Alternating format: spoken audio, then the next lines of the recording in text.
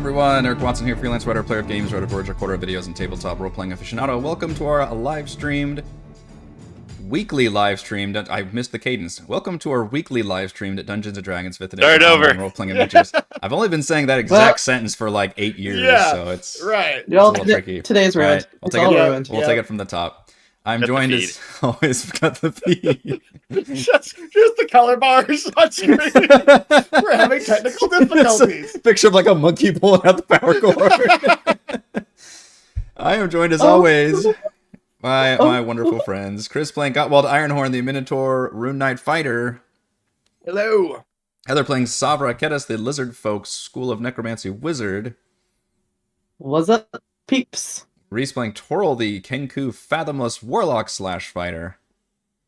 And Raymond will be joining us soon, playing Mac, the Turtle Drake Warden Ranger. We stream our sessions live on YouTube every Friday. Watch more D&D videos, reviews, and Let's Plays on the channel.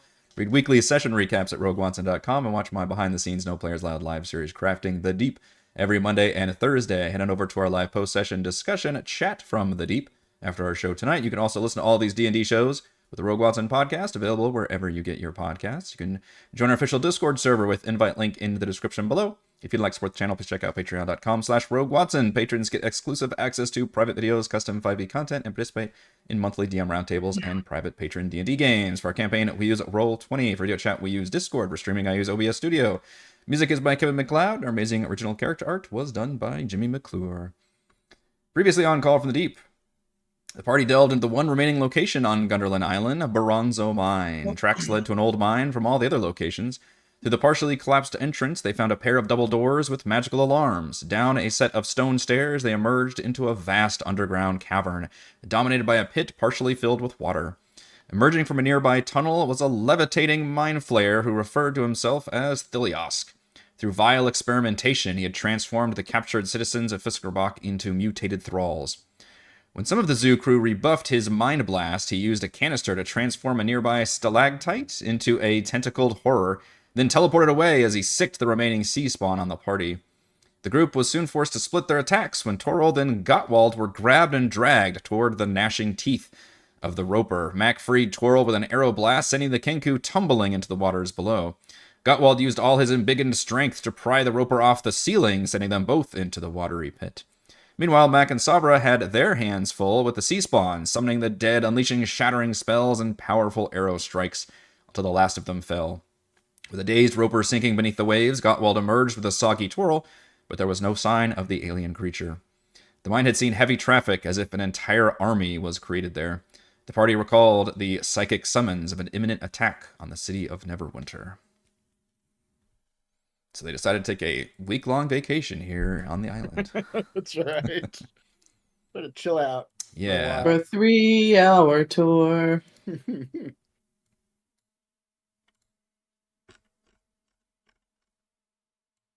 So yeah, following the mine, you can make your way back to the other side of Gunbarg, which is where you left your ship, left your allies, and we're given this specific quest to clear out the, I guess, western half of the island.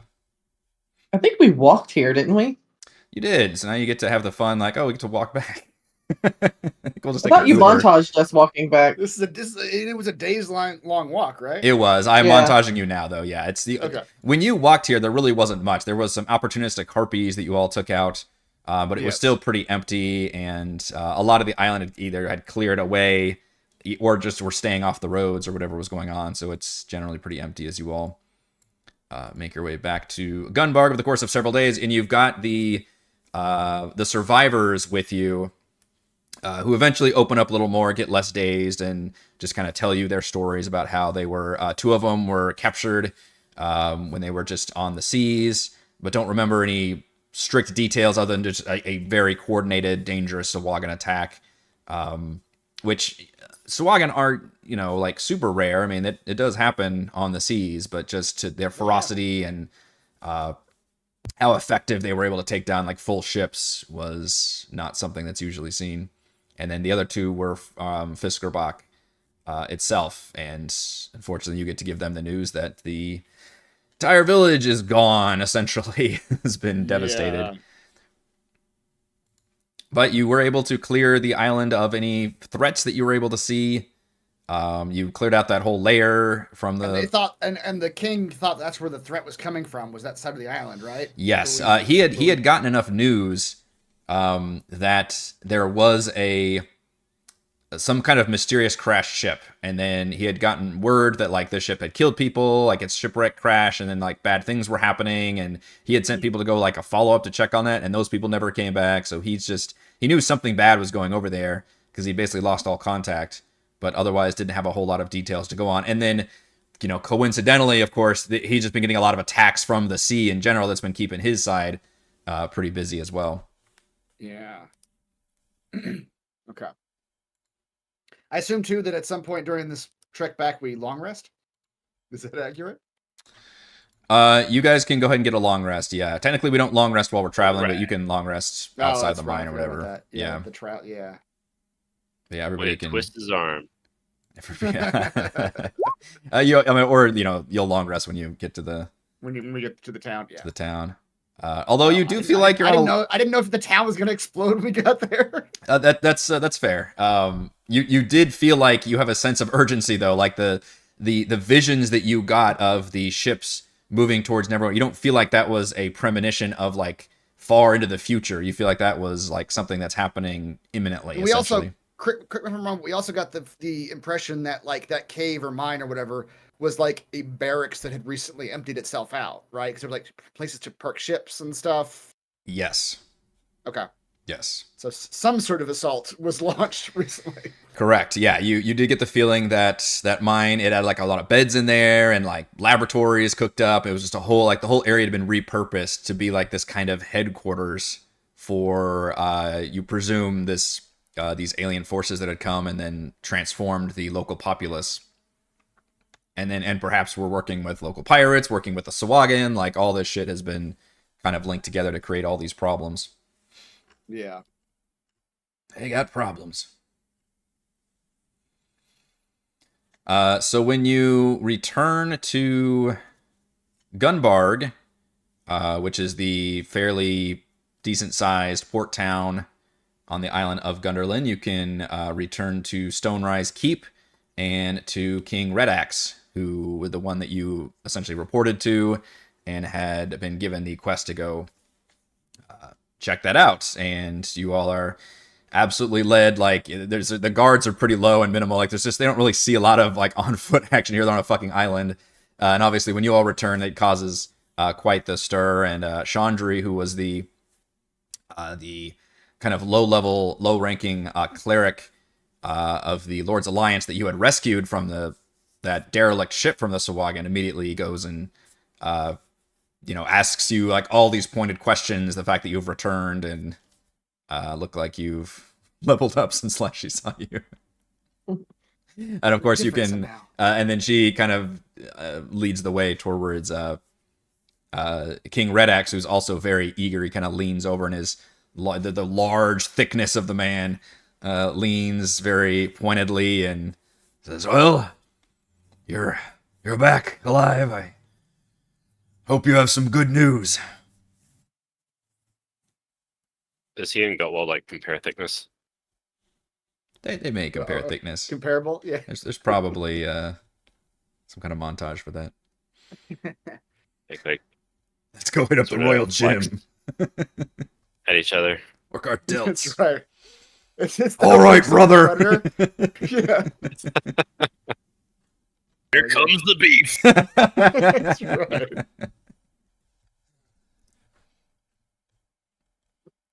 We'll tell him, well, there's good news for you, bad news for everyone else, I believe. Good news for you, the threat that was on your coast, that was haranguing your people, we have dealt with it. The Sawagan should no longer attack you. Or your ship. Fathomless found a way to destroy him through us. Through us, yes. All in service of the Fathomless, I suppose. He furrows his brow and says, "Sawagan behind this? A sea devils?" Yes, and other creatures. Pirates. Creatures I am not familiar with tentacles. Mutant things. There was a lot going on over there. I will be honest. It was pretty exciting. Good news is that's all done with now. Bad news for the coast. It appears they have all left your island and are going to attack Neverwinter. What? Yes. They've launched ships and creatures and things and are going to attack Neverwinter. Who's That's what attack? happens when everyone is under the giant tentacle of the Fathomless. If they had religion, this would not have happened. No, if everyone had the same religion, this wouldn't happen. Y'all need Fathomless.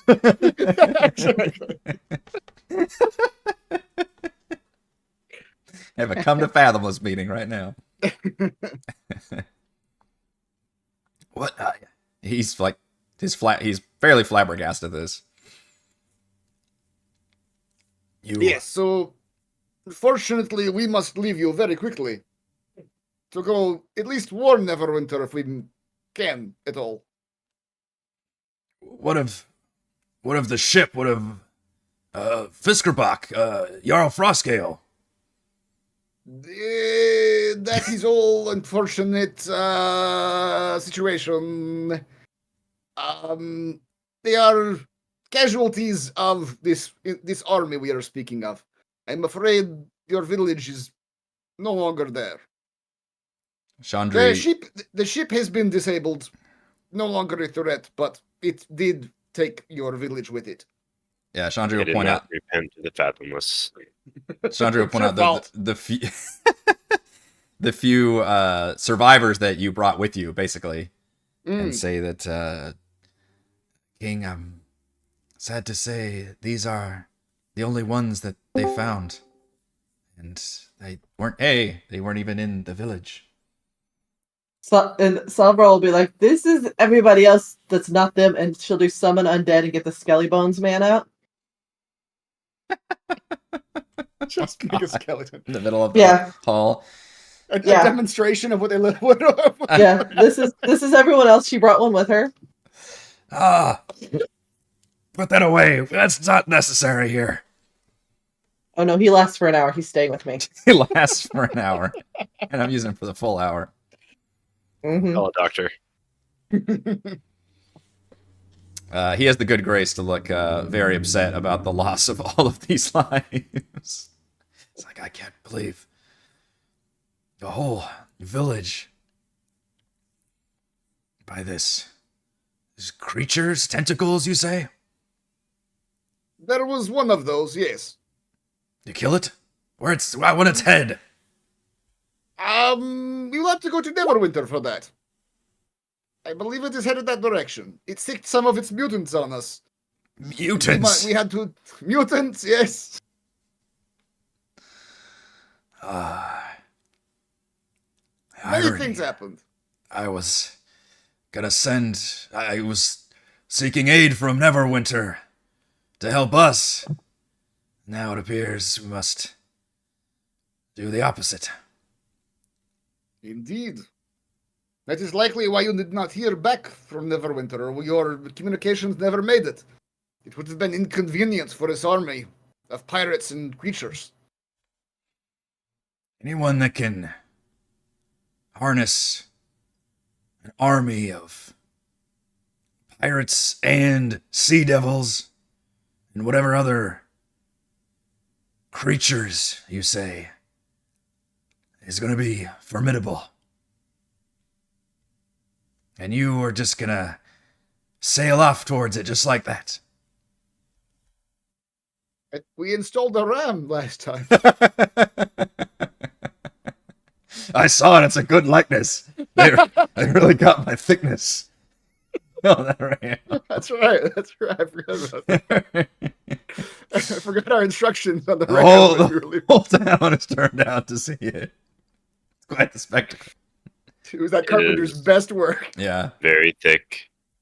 It'll do a lot of damage. It could have been thicker, I must say. It could always be thicker. You my knew the king. real King Red Axe. Your enemies will shrink at the sight of your thickness. Where's the? God damn it! How are we not using this one? Yeah, look at this juicy thing right here. It's thick. I'm never gonna live that one down. All right.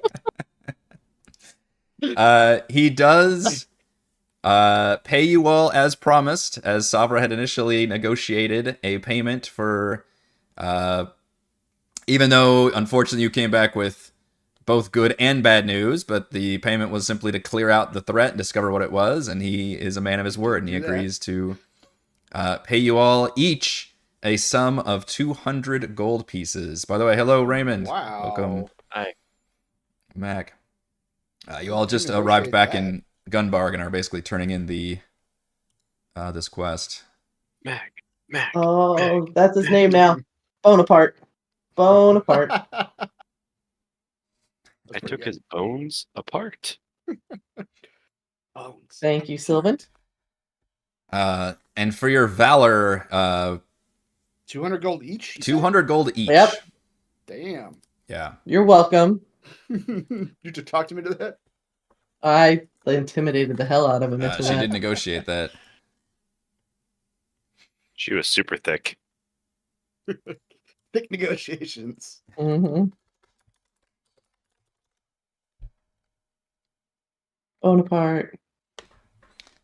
It was pointed out to me in the Discord, by the way, Savra, that one of the components for the Summon Undead spell is apparently a gilded skull worth at least 300 gold pieces. Now, I will let you purchase that here in town somehow. She brought a skull back with her from Fisker. Yeah, and you can have it officially gilded. Yeah. You have to pay to have it gilded. You have to pay to have it gilded, though, yeah. That's fine. I think that's why that spell is pretty nice. But he will also, as for your valor, he turns and walks over to the wall where you see a large, it looks like a great axe, but the blade is shaped like an anchor. Or it looks like an anchor. And he pulls it off of its display, and he walks over and says, this anchor I had it taken from the last ship I sailed on before it sank. Had a bad luck with ships. I loved sailing, but sailing didn't love me. Hence why you see me here in this office job. Glorified office job. It's the first time I've ever heard someone refer to being the king as an office job. Yeah, you can see he doesn't seem very kingly. Yeah. Nobody else wanted the job. But I had this enchanted and fashioned into a nice weapon. Planning on displaying it and intimidating everyone who came in the hall, and it's collected dust for years. But I see something in you, and he points at you, Gottwald. I see somebody that would appreciate a fine, crafted weapon of the sea. And I would like to bestow this upon you as heroes of Gunderland Island. Well, my king, generally speaking, I do not wish to kill You can call me things. my thickness. Your thickness. I try not to kill things. I do not like killing men. But he'll have the anchor. Yeah. But many of the things we are facing are not men. I will see women. that this is used. Nothing but women. I will cleave through so many women with this axe. That might be It's really funny how the Gottwald is just a raging sexist. It's really funny how Gottwald's an incel. He just hates women. It's his whole personality. It's finally come out, yeah. Oh. I will make sure that this weapon is used appropriately to defend the coast. In your name. In your thickness. Thickness. He nods. You acquire the Anchor Axe. It is a rare weapon that requires attunement. It basically has the base stats of a great axe, except instead of slashing, it does bludgeoning damage, 1d12. You have a +1 bonus to attack and damage rolls made with this magic weapon. If you are wielding this weapon and subject to an effect that would move you or knock you prone, you can use your reaction to be neither moved or knocked prone. It anchors you to the ground. Nice. It is a heavy weapon, and it is a two-handed weapon. Okay. Oh, it also has Every time you bludgeoning swing damage. It does do bludgeoning damage. You need to say anchors away. It cutters away. It's my new catchphrase. Might be Anchors a... away. Anchors away. Could you stop saying that, please? No! The weapon says it very loudly every time you swing it. Yeah, exactly. That's a cursed weapon. Mm-hmm. I'm actually okay with just wielding this and just knocking people out with it then. That's... I might have anticipated that. I appreciate it. 1d12.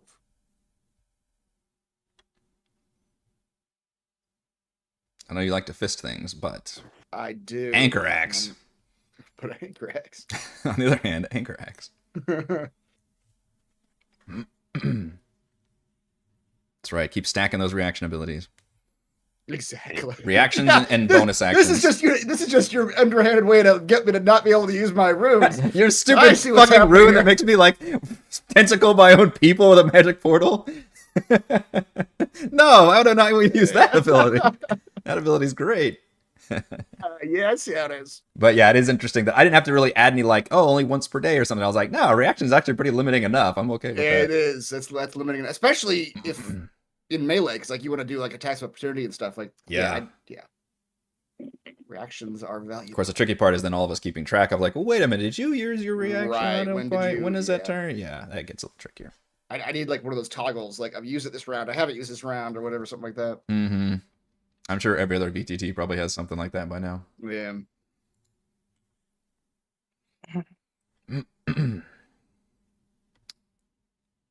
But yeah, you all are in Gunbarg.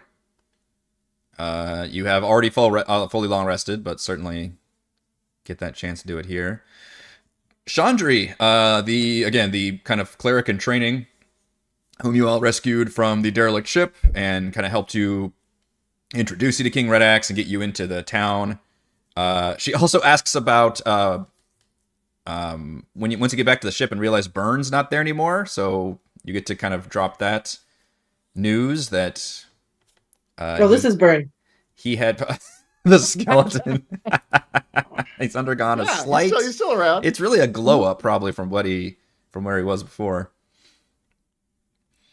But yeah, she's pretty upset about that. But How did she know? What was her relation to? She knew that he was from the island, from Fiskerbach, Okay. and she had initially she was like the physician who was trying to treat him, and was even Okay. going to Neverwinter to like try and get help for him, and also ask That's help from right. Neverwinter, Yeah, and then yeah. they ran aground of that whole. Okay. But she wants to join your crew. She wants to.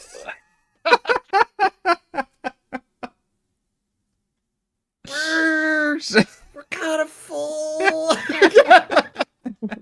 Like, sure. Let me talk it over with the rest of the guys. We're gonna keep your resume on file. If Uh, We'll we're wait back for us in our town- camp. Yeah. Exactly. If we're back in town, we'll look you up. That's right.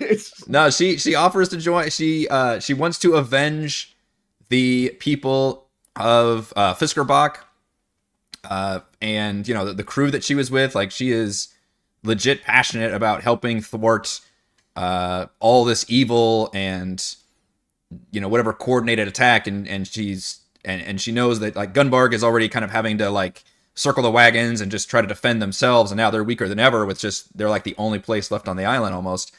And you guys are like out going on the offensive, and she is passionate about wanting to help. What And skills will you bring to this crew? She said she's good with a healer's kit.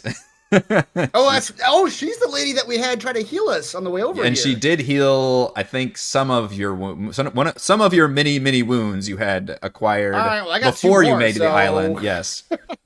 But yes, her I got some pussies in here right now. some pluses. Take a look at this. Oh God. This is festering. Yes, she has a decent medical skill, provided you all have healer's kits, which I do require you to expend whenever we try to treat lingering injuries. And I think she's got very, very minor, like, cleric spell casting. Yeah, she's got a few uses of cure wounds, for example. But yeah, Okay. she is... Proves us right now how good of a healer she is. Are we ready to do some lingering injury I think we are. heals? This is her test. So To get on the crew. as a reminder, Mac is currently suffering from a nasty scar. Toril from post-traumatic stress. Both of those from session 4, by the way. Not great. And then... How's her therapy skills? Toril 'Cause still... that's Yeah, what Toril the needs. 1,000-yard stare every time.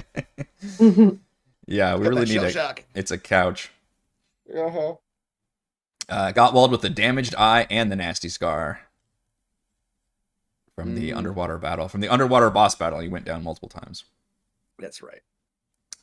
Yeah, it requires a DC 20 medicine check and expends a use of a healer's kit to attempt to heal somebody. So who's up All right. first? And I'm gonna whoever the player is getting healed, it's your healer's kit that's being expended. Best 2 out of 3. Let's see it. All right, so we're doing Mac first. No, I like my scar. You like your scar, okay? Like I said, nasty though it may be. Yeah. Hopefully nasty doesn't mean it's festering and that's Right. It's just a nasty scar. It can look nasty, but can't rot. Yeah. Toril, do you want to sit on the proverbial Well, couch? After seeing Mac just refuse to get help, maybe Toril feels like he should refuse to get help and just repress everything. Oh, that disadvantage wisdom is so bad, too. It's so bad. Somebody drag Toril to the couch, please. Yeah, he'll get some help. All right, do you want me to do the honors, or would you like to roll the honors? You can do the honors. I will do the honors. All right. She's got pretty decent, but DC 20, obviously, pretty tough. Oh, look at that. Did that work? That A breakthrough! was almost a nat 20, a 23. She just sits you down in a very comfortable chair, puts her arm on you, and just says, just tell me about into your ear. tell me about the Fathomless. And then it cuts to black, and then it comes up and says 4 hours later, and she's like snoozing in the chair, but you feel so much better. She able to cure my complicated psychological ailment? You feel much better. That wasn't an answer. Oh, it was very evasive. You finally cure yourself Nice. of your post-traumatic stress. That one was real bad. I mean, That was we need to bad. hire her on the sole basis alone that she'll sit and listen to Toril talk about the Fathomless. I like that was like we- her, the top, one of the things on her resume bullet points. You like read that and you're like, oh shit, you have medical No. skills? Get the fuck on the ship. Yeah, We were just kidding about before. Yeah, exactly. you are hired.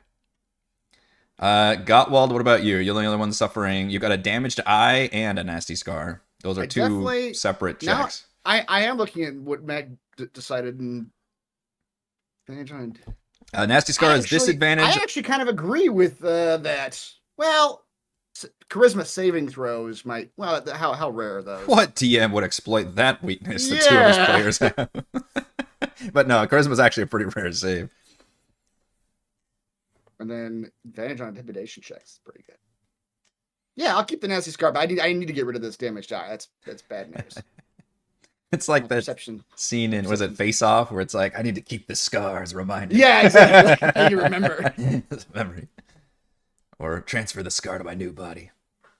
All right, trying to heal a damaged eye. Also sitting down in a comfortable chair for some reason. We'll see. No, that is not as successful. She's having difficulty fixing the eye while keeping the scar. She's traumatized now. Yeah, exactly. Bovine eyes are different than a lot of other eyes. They're bigger. They're bigger. They're bigger. They're more recessed. Let me It's just hard put to get in that there. back in, and we'll Yeah, deal with that exactly. Yeah, we're right now. fine. Yep. That's tomorrow's problem. That's still use of a healer's kit, though, right? That does expend the use of trying. healer's kit. Yep. Okay. Hilariously, I'm proficient in medicine. I could try to heal your eye. She'll replace it with a real good one. Yeah, skelly eye. Mm-hmm. I mean, yeah, I'll let you try. What's your bonus? Are you? +4. Oh, okay. Yeah, sure. Here, have a different healer's kit. This is the only reason I have these. Oh, come on. Wow. Oh, so close. You are pretty proficient, yeah. That's a really tough roll, though. You'd have to roll an 18 to, or no, a 16 Yeah. to get a Mhm. 20. Yeah, it's only like, Math. yeah, what is the math? 25%, 30% or something? Yeah. It's pretty low. So injuries are bad. Mm-hmm. But yeah, your ship crew is as you left it. Everybody's eager to learn about your adventures, which is the Triton, Harley Finn, still part of your team. The bosun, the guy with the parrot, God, I forget his name. The simple guy. You've got like I think a pair of bugbears. They're technically still working for you. That's right. Yeah. Okay. And it's probably been a couple days now. I want to go ahead and subtract 10 gold from everybody as payment to what is it, retainer or something? Keep everybody on your surface. Okay. Oh, right. The actual payment. Yeah. Keep enough people Paycheck. working your ship. I'm a little short this week. Can someone spot me? We all saw I need you a get bank to handed put all 200 this gold. money in. Let me just hit up the ship I storage. made some bad investments since then. Just one real bad night of poker. This giant statue of my thick king, his royal thickness. I was told it'd be worth money someday. It's so lifelike. Put me down. See? If you try the storehouse, you find that the potions have not been restocked since your last visit, and I did go back and watch the last episode and actually deduct what all you had purchased before. So I think the only ones that are remaining is 1 potion of climbing, 1 potion of healing, 1 potion of water breathing, and 1 potion of Hill Giant Strength. Who are we buying this from? I'm just saying if you wanted to hit up the store and the same store in Gunbarg that you bought Oh, before we potions from leave. initially. Oh, Before okay. you I leave, thought yeah. you were like, these were on our ship. I was like, wait, are these not ours? Okay. What does the Hill Giant Strength want to do again? What number does that turn it to? A bigger number. Bigger than 19? I'm guessing, but Yeah, I can look it up. I'm looking it up at the moment. Potion of Hill Giant Strength is 21. Okay. Yeah. How long? 1 hour. Not bad. That's very expensive, though. Yeah. Well, you know what I do have? I've got a bunch of, and we should probably split these because I collected a bunch of the loot we've been collecting. Will they buy loot here, like gold statues and jewelry and things? Sure. What do I have? I have 3 coral and pearl necklaces worth 50 gold apiece. I have 1 shark idol bone with jaw lines.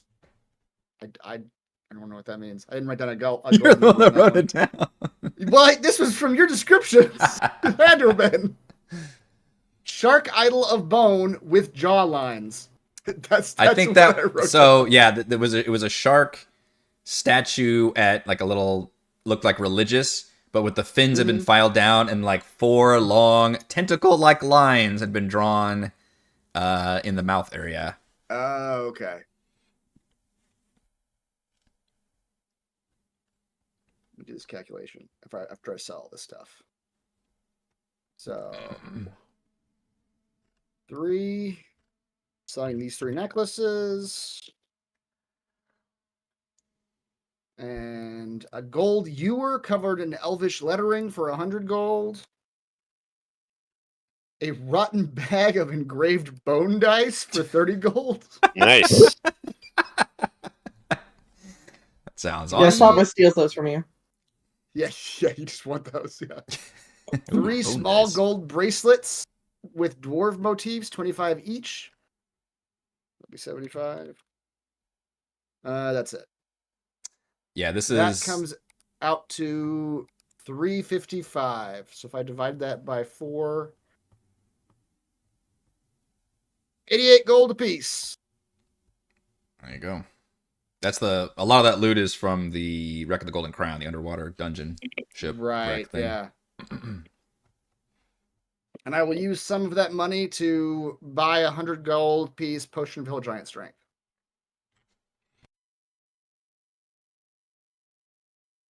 Okay.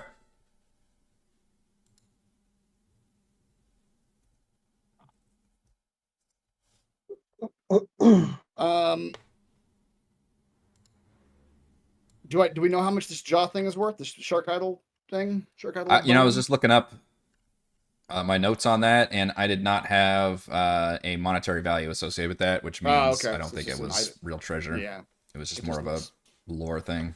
Yeah. It's priceless. Yeah.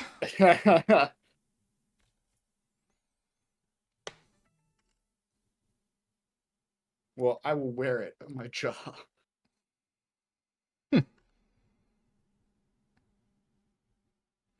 You guys also had gotten from there those 6 air bubble stones, which create a bubble between them as long as they're close enough to each other in proximity. And a damaged cube that looked magical. But I have that in my inventory. The okay. cube of force, damaged cube of force. Yes. I'm not sure who took the breathing stones. Somebody did. Okay. Mac, was that I thi- you? Or was it? I think I have them. Okay. That's right. I think you did. Yeah. I think Mac took the cloak of the manta ray also. That was from I did take that. that dungeon. Yeah. Okay. And then Toro got the survival mantle, which was from the mine, Right. Yes. which is the one that lets you like operate in a vacuum. Mm-hmm. I think that covers all the stuff. I think so. I don't have anything else in my inventory to sell. I have speaking goblins for dummies. I don't know when I got that. That was I from also the had some- first In the first first session or area. something. Yeah. I also still have a book of erotic poetry, but I'm keeping that. I was just about to ask that. Yeah. No, we're keeping Do that one. not sell that. The I'm not resale selling value has that. gone way down now. Yeah. That belongs to the ship. It's the It ship's belongs to story. the ship. Somebody's always saying, "Who took the erotic poetry?" Yeah. It's supposed to always be put back in this one area.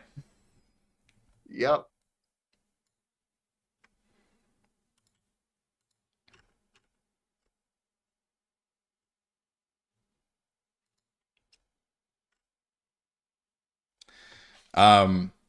Yeah, you guys have cleared out this island, but have gotten visions and psychic summonings of an imminent attack on the city of Neverwinter, which all of you may not necessarily be from, but have certainly been to and actually met each other there initially during our session 0. I think Mac probably knows Neverwinter the most, having actually worked there. I don't know how long the rest of you have necessarily been there or how familiar you are with the city, but you all at least met there in session 0, met each other, and then got the mysterious summons to go to the nearby village of Saltmarsh. Right. Is there anything else you would like to do before heading out? I don't think I know it well, but I've been through there. Is there anything else we want to do? We want to inspect our ram. How well did the ram turn out? Oh man, the ram looks so fucking good. The what's her name? Or the name of the person who did the ram harbor. Gimlet. Gimlet. Yep, tobacco chewing gnome. Yeah, she is very proud of the work that she did, and it's glorious looking. It is a large ram, and it looks like just a giant image of King Red Axe just flexing so hard at the prow of the ship. It just like super like Gaston, like fucking 4 dozen eggs, large as a barge pose, just absolute. It is breathtaking to behold. But is it as large as a barge? The It irony better of be. it being on a sailing ship, but yeah, it really makes the whole ship just bigger. It's a whole glow up, yeah. But it looks like it could do some serious damage if you would to aim that at anything that is breakable. Anything breakable. And Anything that's on the ocean. breakable could be broken fairly heartily.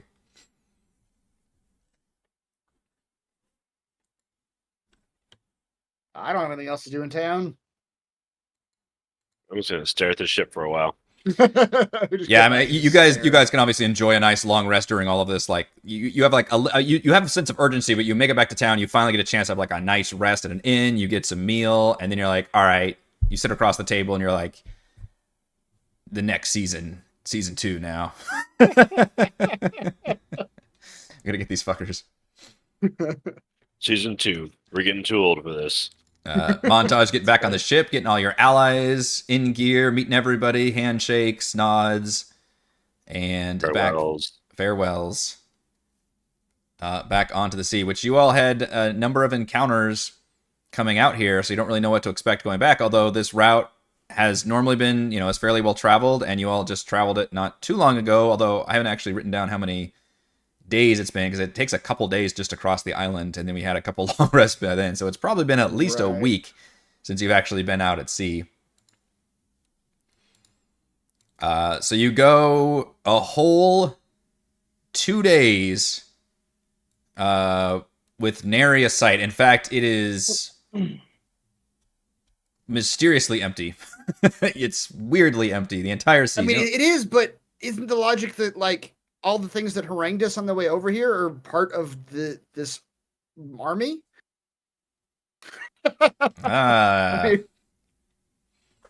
Yes, indeed. And you may expect like, oh, and if there was a big army coming through here, then maybe there's not going to be much around.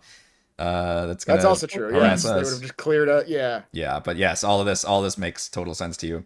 What you do see though is on the towards the, let's see, trying to get my timeline correct.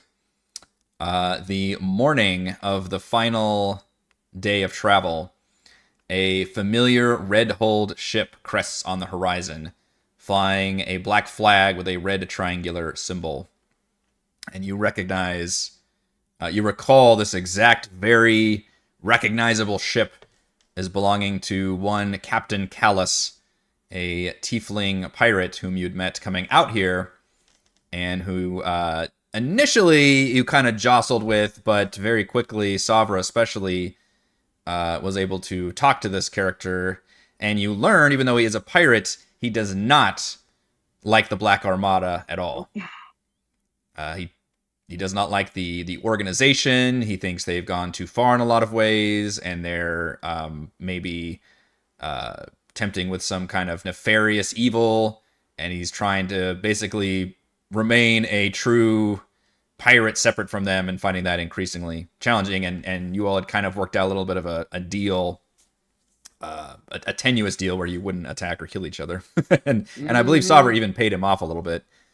Mm-hmm. And this is your first return meeting, and he's not like aiming the ship right at you, but he's clearly like kind of saddling up to where it looks like he wants to hail you all. And in fact, you recall he's got this magic megaphone that projects his voice in a very conceited, what's somebody who cares about themselves? Shit. Like grandiose. Yeah. Yeah. And you hear the voice of Captain Callus say, "Ahoy! The newest sea dogs return to the sea. Captain Callus would have words with ye." Savra, this is the same gentleman who has a crush on you, yes? You will speak to him? That is No. how I remember it. We had an understanding. Okay, whatever you say. Do you think he wants to see our new ram? Mmm. I bet he does. He should appreciate a good ram. He just wants to get a painting of himself with it. Yeah. Can I get a selfie with the ram? Yeah. Yeah, assuming you all don't fire on the ship or do anything, he tentatively gets pretty close, and he's got still a full contingent of crew on his ship, but they're not, they're kind of leaning on the ballista, just kind of seeing what's up. They're not like, no weapons are aimed or anything. So Yeah, I'm about to say, like, yeah. yeah, they're not. They don't look at ready. No, It's not the Captain America scene. We don't see like beads of sweat going down their face. right. At least not yet. But yeah, you don't see anything like that. You see everybody be. They just feel like you feel like the crew is just very trustworthy and loyal to their captain, and if the captain, they just immediately feed off whatever his energy and his attitude is, and his attitude seems very just lackadaisical and confident right now. So Yeah. they're just kind of all standing by. But yeah, he hails you all, and as the ships get close, he suddenly just appears like Nightcrawler style, just like smell of brimstone and stuff, and his giant red tiefling horns, and he dons his tricorn hat and his hooves on the ship. Says, "It's been a while, dear friends. How fare the island of Gunderlin? I think I may recognize the fine king there, proudly displayed on your prow."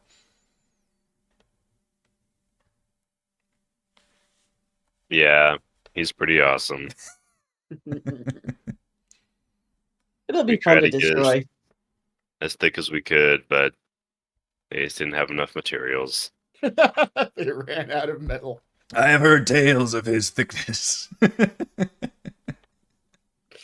You really have to see it in person to appreciate it. Denmark's always been good to us free folk. Now you'll let old Captain Callus know about what's going down on the island. Perhaps I'll trade you some juicy information I've seen. What's happening on the island? I assume such a well-traveled pirate as yourself would know more than us, considering what was on that island is now headed from where you came. He nods and says, "Yes, be pretty foolish if I were to miss such a gathering of ships that so recently crossed these seas and my path. I was hoping you would fill me in on some of the context of this imminent attack, because last night we saw a large number of ships approaching Neverwinter. And that doesn't happen very often. And it seemed like the very seas were moving with them. Something underneath. Gave... You have the sea on their side? Oh no.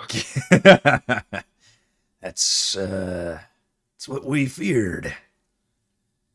Gave the boys and girls here quite a fright. Not old Captain Callus, of course. But perhaps you know a thing or two. How far away from Neverwinter were they? Well, by my calculations, it looks like they weren't going to stop for a piece of pie anytime soon. I imagine they've been there for maybe just an hour or two now. Shit. Yeah. We are too late then. That was no envoy or convoy you spotted, my pirate friends. That was an army of pirates and evil creatures intent on attacking Neverwinter. We saw the flags of the Black Armada flying in all their ships. And there was a large one.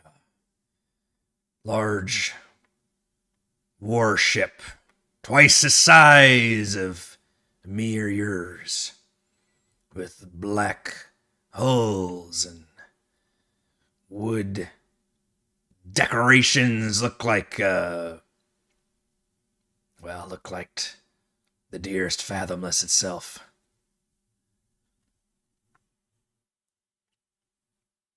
It is not good. So They Captain are- Callus asks, what are you folk doing here, heading straight to the city? Have you perhaps joined this not envoy, as you say, or have you gone suicidal? Probably mostly the latter, but I prefer to think of it better than that. My intention was to warn Neverwinter, but as you say, it seems too late for that. Yeah, I think they got all the warning they're gonna get. I suppose now we are trying to do our best to help Neverwinter in whatever way we can. Some of us hail from it. Neverwinter's been my home for so long. I've helped defend it against all sorts of folk, and we've kept it safe for this as long as I can remember. We have to keep it safe now. That's a fine sentiment. Certainly I got no beef with the major ports of the Sword Coast. Of course, I, as any good pirate should know, you don't piss in your own pool. Neverwinter's one of the finest pools around, still quite the frontier city in many ways. Also, come to think of it, probably the most vulnerable. But still, to have that large of attack on such a big city is... something ain't right about that. Pirates alone certainly wouldn't be doing that, even if the big man himself were there. Which he most certainly is. But no, they have other evils on their side. Nefarious things that are not of us mere mortals. Yeah, when you mention these things, that his crew, which is, if a couple of them might be lingering around and hearing and chatting with some of your crew, kind of start murmuring amongst themselves, just about like pirates are a superstitious lot for sure, and just all of this is just bad omens and bad news. Yeah. We do not know what can control Sahuagin and create mutated sea creatures and command them to attack a city, but something can, and that is what we are facing now. Why are you facing this? That's a really good question. I don't know why she is. You've got a nice ship, you've got a good crew. The sea is yours. You can just take it. Well, as my Join me and together we can rule the said- galaxy as pirates and pirates too. As my turtle friend said, he hails from there and held some sentimental value. And for me, personally, Landlubbers. Tentrix is a blight upon the seven seas. And I would see him removed from this plane of existence permanently. Ah, vengeance, is it now? That's something we can understand. Of course, what we understand the most is coin. Now, this is a one-time offer. But my own animosity of the Armada runs pretty deep. And as I said, I don't want Neverwinter going down, at least without a proper fight. And we may have a nice little pincer attack from the seas. I don't think they'll be expecting an attack from behind them. One ship, it's gonna be challenging. 2 ships, still gonna be pretty fucking challenging, but we'll have better odds. But as much as you all are so passionate about it, me and the crew need a little more incentive than that. So one-time offer. You could hire some help. I do like where your head is.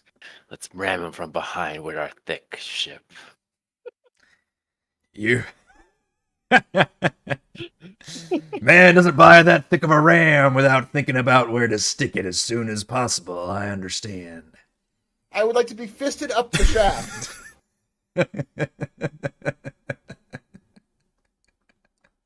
Fantastic. It's time. It's time. Here comes the beef.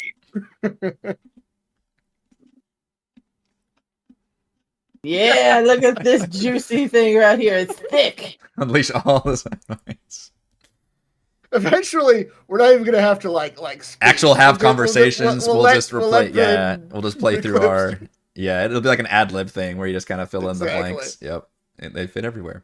It'll be that scene with Reese disguised as another dude. We just got like the few set phrases, Yeah. and we just gotta play the game with those. Just as long as I can say certain phrases.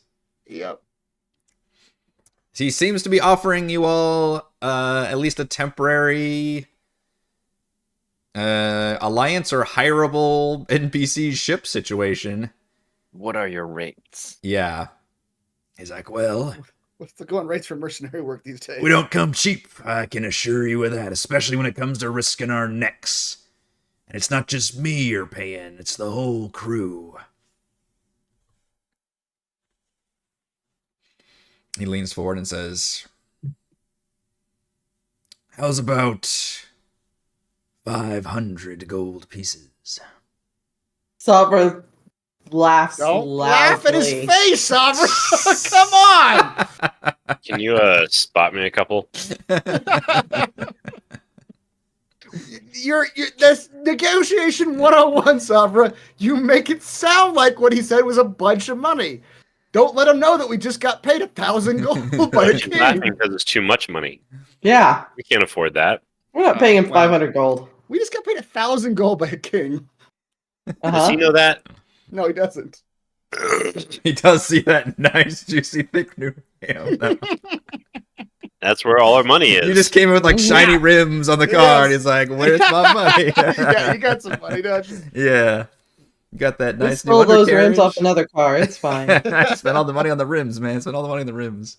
That underglow light's from the Dollar Tree. It's fine. No, she does. She laughs. Okay. He glowers. She glowers back. It's a glower off. Now it's a glower off. Okay. What makes you think we're going to pay you 500? Hey, What have you done to deserve 500? man's gotta try, right? You have only told us that you have this prowess in battle that you can win these things, but you have never displayed it. I believe the last time we met, we were kicking your crew's ass. And then you and I had a little tete-a-tete, and then it was over. So, what I know is we are worth 500. You pay us 500 and we help you. Now, if you want to be a little bit more reasonable, we do the work. You show us you are worth 350. Then we can discuss better terms. But you and your crew need to put in the work.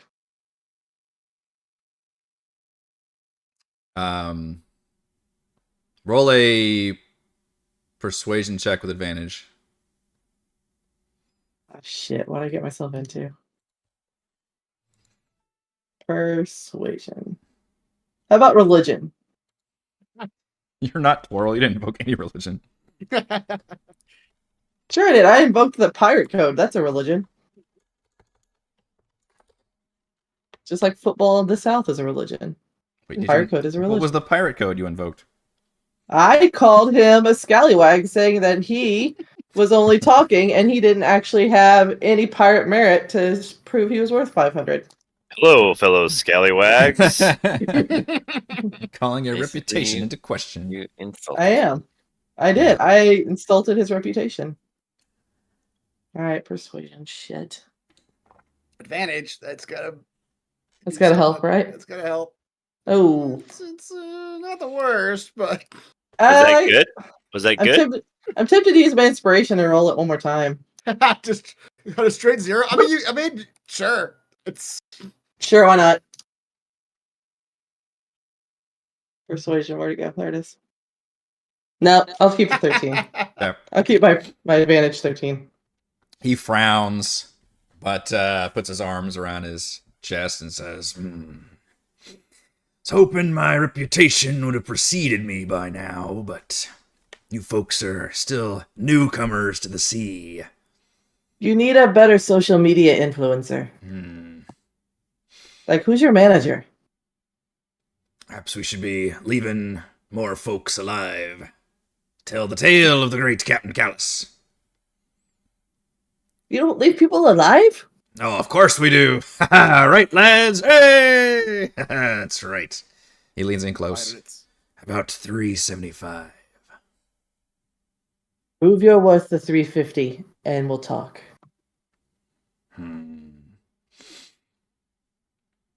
Me the money up front, and we'll stick by you at a reasonable... You half now and half when the job is done. I don't pay contractors up front. I know better than that. He glowers and says, "Aye, made a good pirate there, Sabra. Ruthless and to the point. Could use somebody like you on my crew. Make a lot more money, I'd tell you that." Well, no shit. You do not have a bargaining bone in your body. Nope, that's why I just steal. But I'm Here's also... the good thing, though. Think about this, though. We go in from behind. We're going to fist them up the shaft. It'll be fun. Go on. Think of all of the treasure in the ships that we will destroy that'll be there. Because they won't see us coming. Now that's how you get your payday. You've heard the stories of Tentrix, yes? I don't want any of his gold. I just want him dead. Well, might be putting Whatever booty we find from the destroyed ships, we split 50-50. Oh, you hear that? We're destroying ships, lads. You can keep the ship if you want it. Confident already that we won't get immediately obliterated upon seeing these ships. But sure, I thought you have you said your seen our reputation we should will precede you. help ourselves to some perhaps not so ill-gotten gains. She'll just kind of like lean in and whisper and be like, "If you don't tell us you find something, you don't tell us you find something." I think we can accept your terms. Good man. But Let's go. we'll be accepting our payment. He tells you a location where basically if everybody survives, he knows of a little, I don't know, like cove just north of Neverwinter, where essentially if you guys end up having to like flee or anything, there's a little spot there that he likes to hide out. He's like, because I can't imagine Neverwinter will be too friendly to pirates of any kind, even if we do survive. Again, let me negotiate with Neverwinter and not you. By all means. In fact, you spread the good word of Captain Callus. You just might become my new influencer. It's a word I spread the just good word. invented. Yes. I spread the good word of Captain Callus. You get paid 100 gold less. No, wait, I don't like that. Get back on your ship and let's go. All right, so you are paying him 175 now? Yeah. Okay. I tell him Gottwald to pay him. I don't have that kind of money. You just got paid 200 gold by the king. You're fine. I bought some potions. Everybody's suddenly turning out their pockets. Yeah, that's 43 gold apiece. Surely we could all afford that. Yeah, we could do that. I guess so. Everybody How pools. much? I'll put it in 43 the each. I'll put it in the last gold, the 44.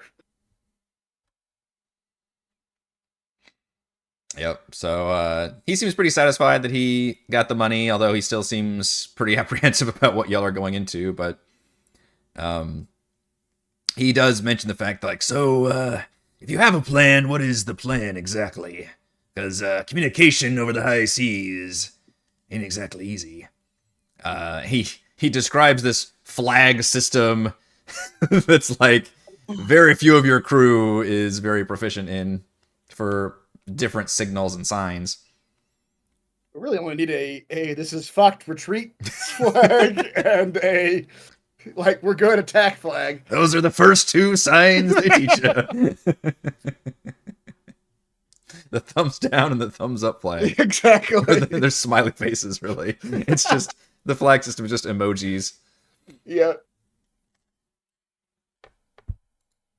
I don't know. What is our plan? We're literally attacking a whole navy of things. If you ask him, he says he saw what looked like half a dozen ships, which is a shit ton in this day and age. Mm-hmm. Yeah, but I mean, let's be honest here. We also all know that Neverwinter is on the water, and it's not like they're not going to have some kind of a defense system. That's true. Yes. So For- maybe we rely on the fact Right, that this they're isn't gonna be some little engaged fishing with village. This Neverwinter. is a full Yeah. city. Yeah. This is a death wish for everyone who's going. Now, what he So doesn't, we're just there to clean up. what he didn't know how to report on is, like he said, he looked like there were things moving under the water that he wasn't sure what the Yeah. hell that was. Right. I don't know how to plan for that, but That's probably the Sawagan. yeah. I mean, they gotta be there somewhere. I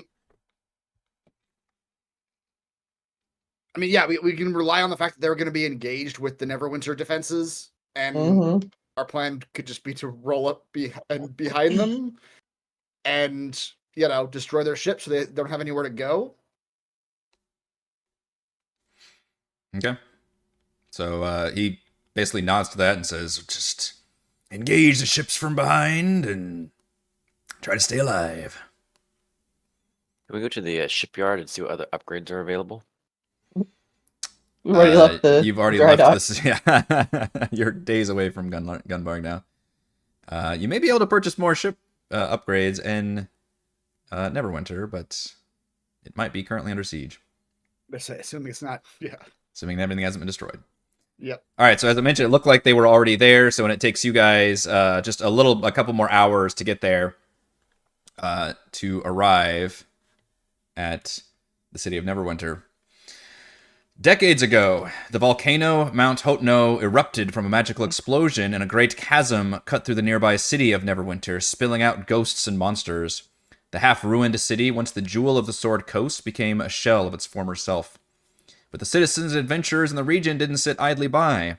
The years since have been a boon for the city and a testament to humanity's tenacity. The chasm has been magically sealed, monsters driven away, and reconstruction began in Castle Never, all led by Lord Protector Daggalt Neverember, previously an Open Lord of Waterdeep, or the Open Lord of Waterdeep. With no overbearing guilds or established noble families, the city attracted new citizens from all over, including all of you, who hoped to build their lives and their businesses. The first sight you see of Neverwinter Harbor is smoke. A half-circle of pirate ships creates a blockade between the harbor and the open sea, all flying the flags of the Black Armada. Cannon fire rains upon the docks and the city walls. A great storm cloud engulfs the harbor, lightning striking at regular intervals to the streets and docks below. One of the pirate ships has several harpoons stuck to the earth moat floating above the harbor, and pirates are swinging from the ropes toward the bridge that connects it to the docks. How far are we away from that? I assume you are rapidly approaching, essentially, so you can tell me, like, you tell me how close you want to get everything. Everything's still a good couple hundred feet away from your distance.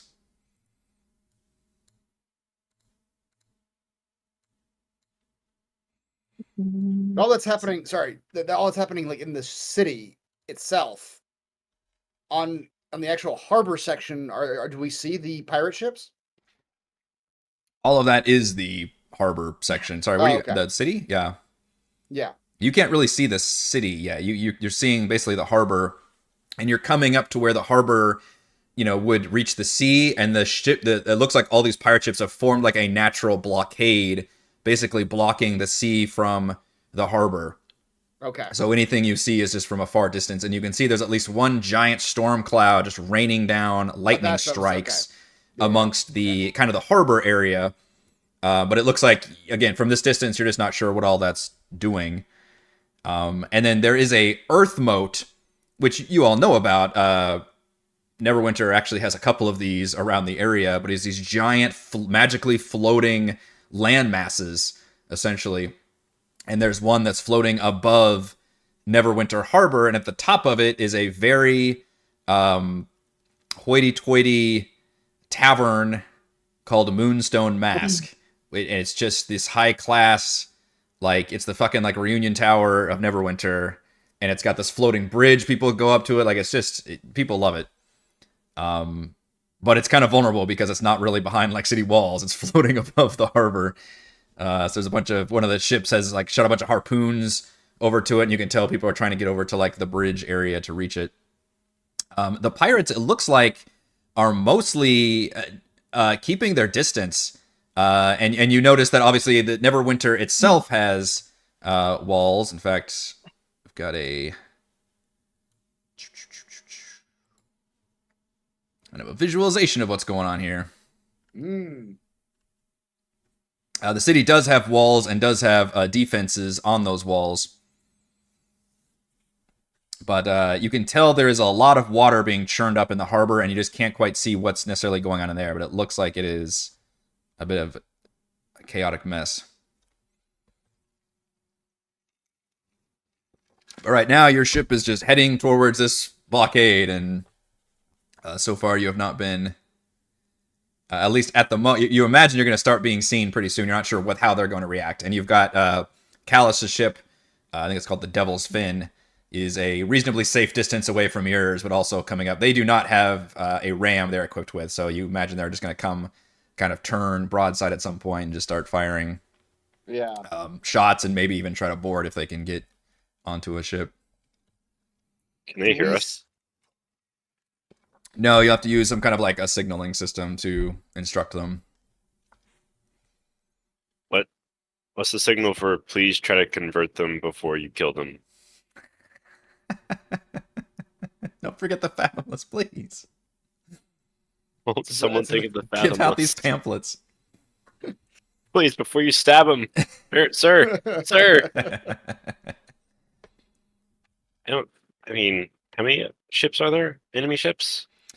You can count there are what appear to be half a dozen ships, each one as large as yours, and yours is kind of minimally staffed. You're not sure what the other ships are going to be, but you can imagine they could be up to twice as many people on their ship as yours. And then at least one ship is twice the size of your ship, a massive warship that looks stocked full of people. It's like huge, like you hardly even see the top of it, and is ornately carved with all these like tentacles and shit on the side, and like a giant eye. It's meant to look like this huge, like squid-like creature. But that's the leadership. And if we punch the leader and it goes down, then the other ones will scatter. That's what I was thinking too. Nature documentary once. Sorry, documentary. On ships. If you punch the leadership really hard. they're like bees. The rest of Also- them just circle around and don't know what to do. Do I at all recognize the biggest ship in terms of if I was looking for Tentrix, or would my mind go to that might be his ship?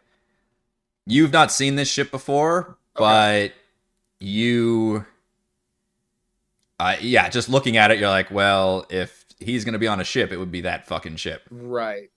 Yeah. I think we established he was your, or is this known? Actually, I don't know. I think it's known.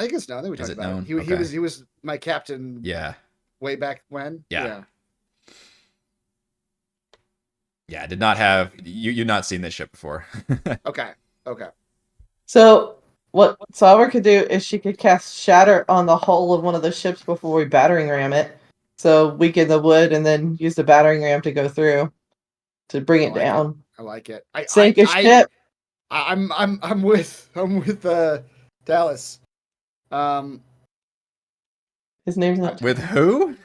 His name's not Talus. What's your name, Reese? Talos was a Toro. character like 7 Toro. years ago.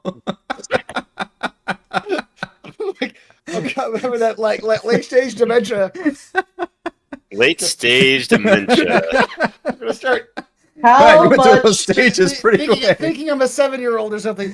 Yeah, my mind's going back in time. Yeah. How many glasses have you had already? I mean, How good Chris? is this one was whiskey? almost full. It's, Nice. It's bringing back memories, fond memories. I Love that guy. yeah. I agree with Toral in terms of like I think punching the leader and sinking the leadership if we can. The leadership, I love that.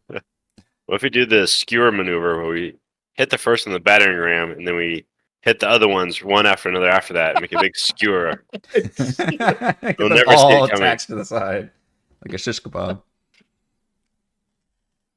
Because if you can shatter like the lower section of where we're about to hit on the ship, Mhm. and we really ram it with good force, we might be able to just put holes in the bottom so that even if we don't carve it in twain, it'll at least start to sink.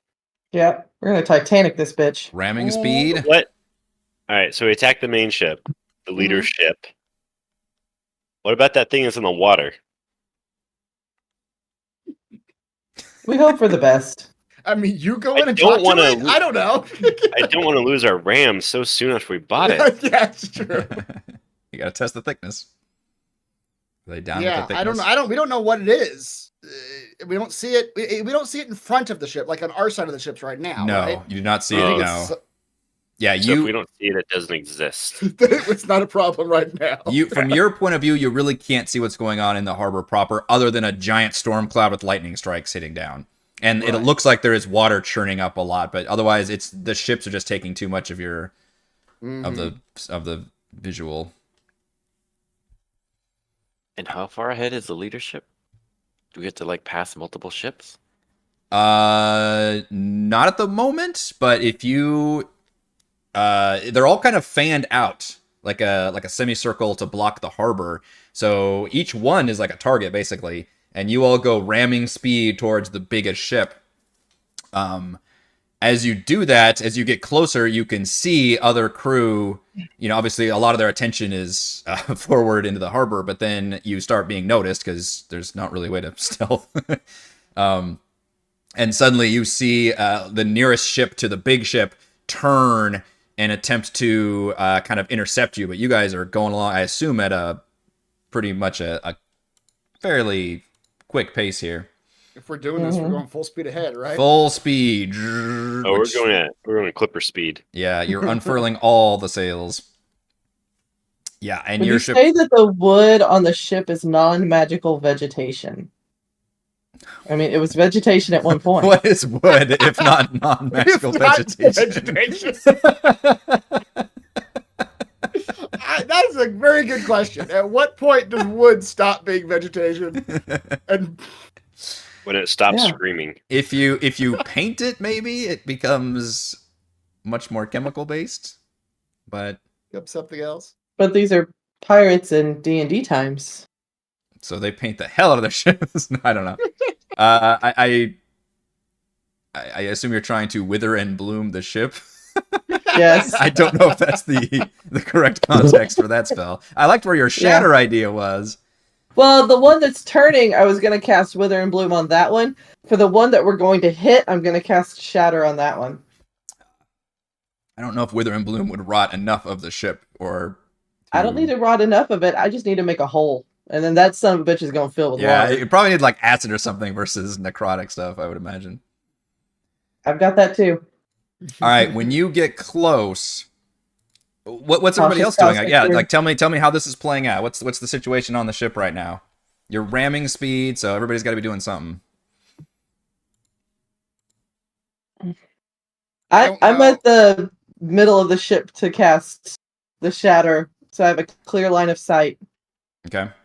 I assume where one of I our need to crew cast. is actually piloting the ship, steering the thing. Yes, I you've don't know, got yeah. people that can do that. Yeah, some Okay. nameless NPC allies of yours. One of the half orcs or kobolds or whatever they are. What are they? Half orcs? Whatever you are, Whatever get they over are. here.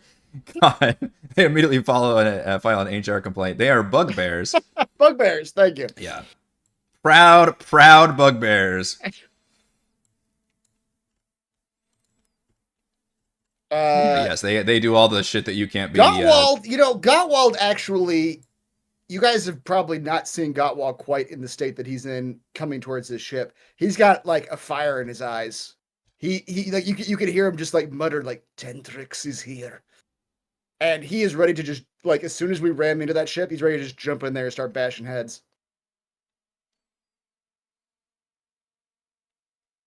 I'm scared.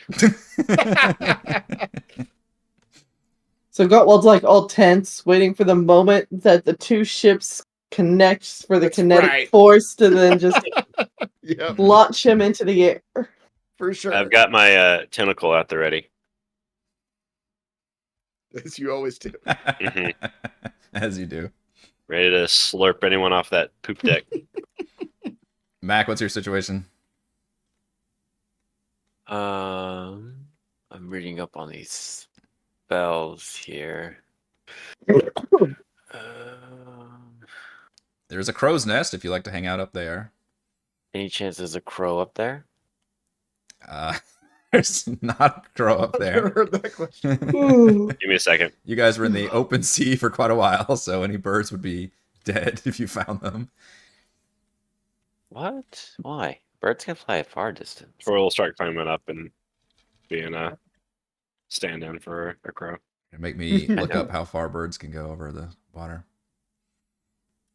When we get close enough too, is there a point where like we think we're going to engage close enough to where we could safely cast 1 minute long spells or abilities and not fall out of them before we hit the ship? I mean, it's like a surprise attack situation. I'm just wondering how much time do we actually have before Sure. like things are going to really No, kick off that's a here. good. It's funny that I understand what you're saying, but it's funny that you're trying to ask it in like a real world. Mechanically. But yeah, but it's obviously a mechanical question.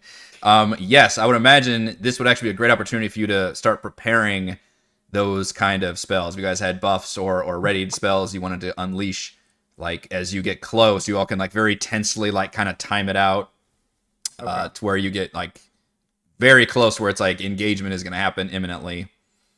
Well, then yes, But if it's especially if it's a minute long spell, then yeah, you're gonna have to. As we Start approach, casting that shit. as we get close to the ship, you guys see Gottwald like crouch at the front of the ship, ready to jump on, and he just starts getting bigger and bigger until he's a very large creature, ready to jump. So are there really no birds around? Well, now there probably are. Seagulls, maybe? Now, yeah, I was gonna say now, like, there weren't birds before because you were in the open sea, but now that you're, within a day's or you're there at Neverwinter Harbor now, then yeah, there's probably like seagulls around. Although a lot of it, the area's probably been cleared out because of this fucking storm cloud and devastation and stuff going out. So a lot of the wildlife is getting the fuck out. Oh, but please, yeah, let me know how you're gonna speak with animals in this situation. I would like to speak to a seagull. If that's all you're gonna give me. You know what, Raymond? I did not prepare for you to speak to a seagull at this moment, but I am so excited. So You mean you didn't prepare to speak with animals for every situation? Especially this situation. I can cast this for free once per. I want to say long rest. I think. Anyways, so I call a seagull towards me. It's like, Seagull, what is your name?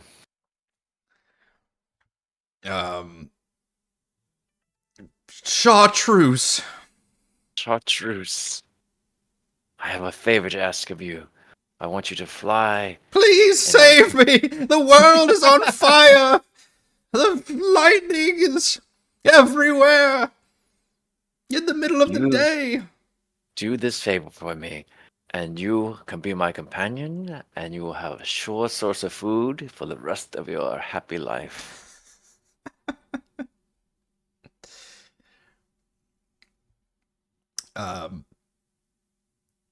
As I pull out a piece of bread that I found earlier. Oh, that does look delightful. I have a favor to ask of you. I want you to fly to the biggest ship that you see there. Mine. And look for the captain wearing the captain's hat. It's pretty big, and he'll probably be the one shouting all the orders. I don't want to go back there. It's so dangerous. Please, can I just stay with you? I'm not gonna feed you unless you do this favor. But you're useless. And he like shoos the bird away. No. He looks for another. He looks for another bird in the sky. The bird sticks with you. Everyone, he's got food. Come here, he's got food for us. And you start seeing more birds coming. Mine. Turns out seagulls are just the worst. They're just the fucking worst. I summon Cheese and ask Cheese to scare them all off. She loves this. She's fucking loves this. Like chasing after birds. Oh my gosh. Yep. Having the time of his life. He nicks one of them too. I need a more useful bird. Is there a pelican, bro? That's a better bird than a seagull. A better class of bird. That's probably about as much conversation as you're gonna get during this ramming speed. All right, Initiative. But you've still got speak with animals on if you should come up with any more animals. You all are imminently close now, about to ram into this very large, imposing warship. And Maybe we got any potions to drink them now, because I got a potion I want to drink before we go. Yeah. And your and Sabra, did you want to cast your shatter spell on the hull as you get close? Yeah, I wanted to go off literally seconds before we ram right into it. Okay. Right before we ram, I'm gonna yell, "Be sure to jump before we hit the other ship, so you don't fly off the front." My cousin did it one time, and well, he still fell off. Right. But the theory is sound. Yeah. It'll work this time. Probably didn't time it right. Yeah, as soon as you get close, you all jump at the same moment. All right, so Sabra casts the shatter spell, and kind of at a certain point right before the ram, and you could see like this thunderous blast kind of hit it, and some of the crew on the top kind of and obviously everybody's noticing you now and pointing, and you can see the big ship trying to turn just to get out of your range. And you all can have to kind of adjust it to get back towards them, and you slam into that shatter spell and then aim that ram, and the ship does manage to turn a little bit, but your ram crunches into the side and makes a nice little I would like to be fisted up the shaft. Yeah. However, at the same time, you see, and now you can see Tentrix on a lot of the crew kind of like stumble and stuff on really both ends of your ships. But Tentrix turns, doesn't even move an inch, and you can see he's got this. In fact, let me get a freaking picture of Tentrix now that you can see him.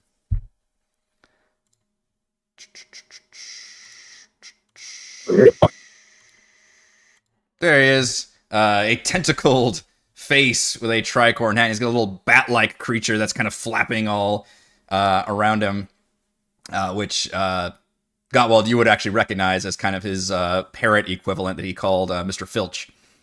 This little bat creature. Is that what he looked like when I knew him, with tentacles on his face? Yes. Okay. Yes. And he was part of the reason you kind of joined his crew is because he had a lot of non-human shipmates, and that was kind of his shtick, is like, hey, I'm the place for the, the weirdos and the outcasts and just the more rare folks out here. The original zoo crew. Maybe the That's original right. zoo crew. There you go. And he turns and he you can see now that you're close, you can see that he has been channeling this giant thunder lightning cloud, and that was his full focus was on that. And then when you do that, he kind of like does like this little motion where it kind of barely affects him, but he has to close his fists and turn towards you. And he does like this motion with his hand and just opens his mouth, and he lets loose this huge crackling scream that like emanates outwards. And I need all of you to give me a charisma save. Hey, it's the charisma save. What? You're just ready for that. I'm gonna prep y'all know I'm gonna fail. Yep. Well, was I the, did. The scar I gives did- us disadvantage. Yeah, I like to use some inspiration. I'll allow it. I did drink that potion. I put it in the chat. I did drink that potion before this all happened. Yeah, actually, yep. You were definitely allowed to prep while you were rimming. I did that. Okay. Jeez, it's not like there is a save. Wow. Jeez. So Gottwald is a 17. Mhm. Mac was a 6, Twirl 23, and Sabra was a 10. When you hear this, some of you are shaken to your core. It's like a voice of an elder god has just like cried out and awoken or something. Like you are fucking frightened of that. Gottwald and Twirl, you managed to stand strong, but this was a just horrifying loud screech that certainly did not seem like it should come from Tentric's mouth, and literally like echoed off the waters and stuff, and even the water itself is rumbling. The problem is it affects all the rest of your crew, who immediately start like grabbing the wheel and like trying to get away. It's having a noticeable fear-like effect on folks. And although you're able to strike their ship, you don't get close enough to where you can feel like you can repel or anything, and your ship suddenly and the entire scream also undulated the waters surrounding the ship, and just like huge waves kind of rock you all back, nearly causing you to lose your footing. What you do know is that giant storm cloud that has been over the harbor and shooting lightning suddenly begins to dissipate.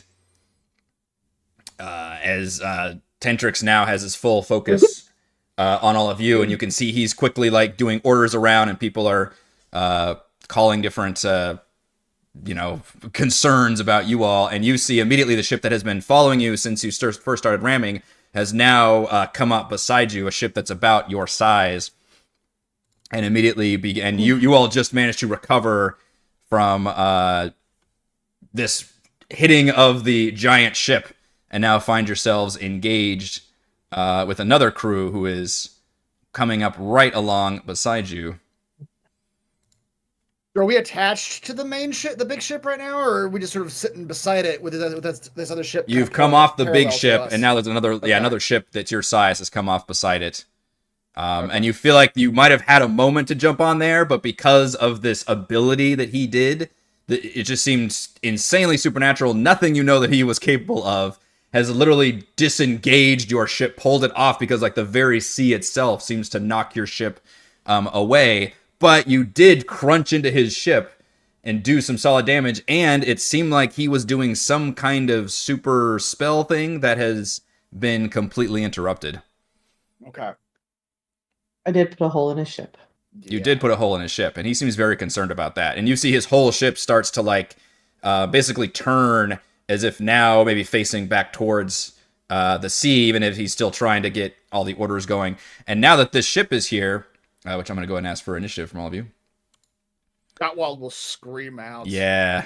Tentrix, I will come for you. Yeah, and you can You see will not escape me. you get a good moment where he sees you, especially, and his eyes like narrow.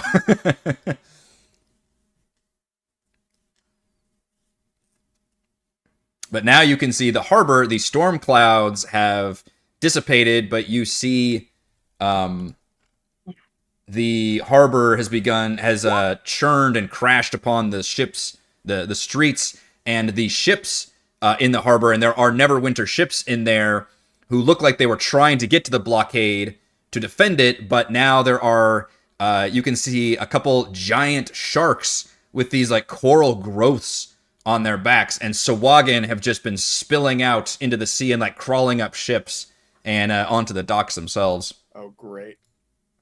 So that's what they're dealing with. That's what they're dealing with. Indeed. That's not my player.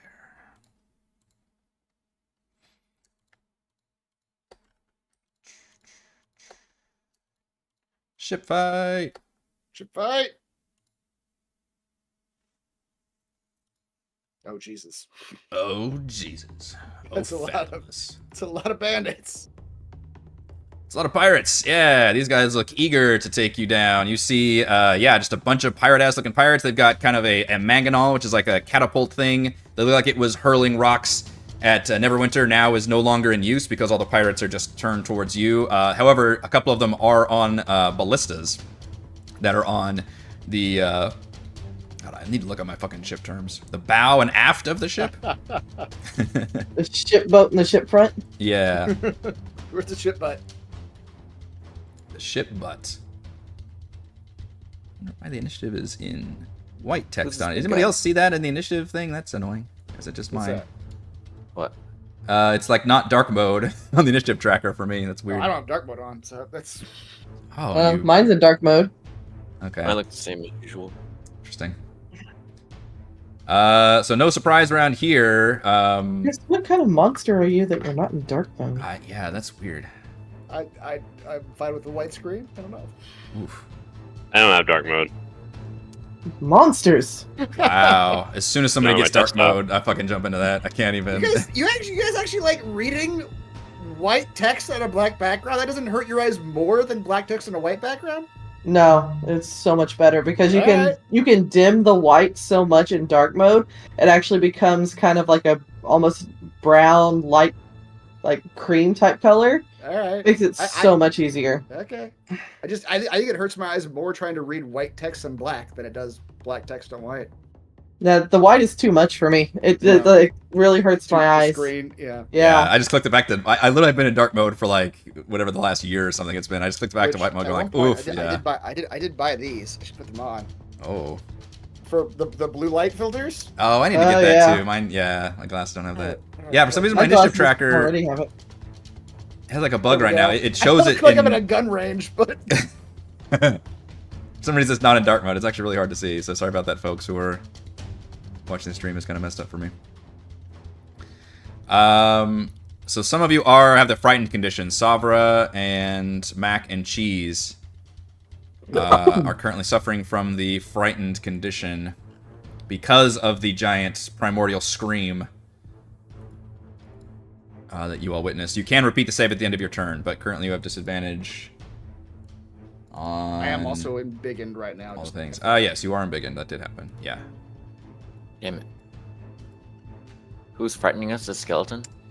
It was No. Captain Tendrix. It before was he Captain sailed Tentrix. away. Yeah, when you all rammed the ship, he turned and basically did this huge scream thing that was the big charisma save you all had to save against. So you were frightened from that.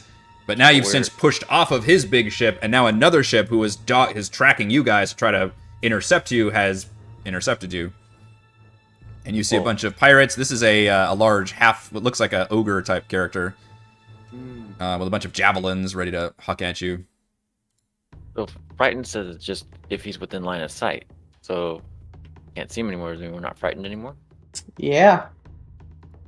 You can. He's not on the map, but he's still Well, out there. we only have disadvantage when he's within line of sight. So we're still technically frightened, but the disadvantage only goes whenever we can see him. Because he's the source of our fear. The others aren't the source of our fear.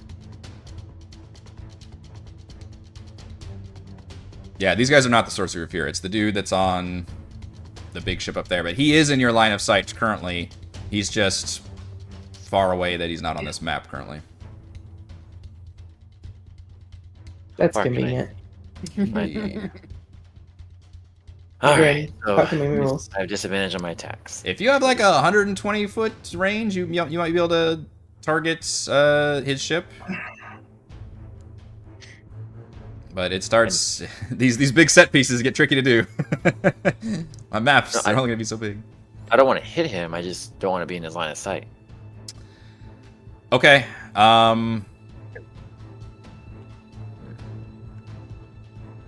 Oh, well. You just take shots at him, hope that he backs off.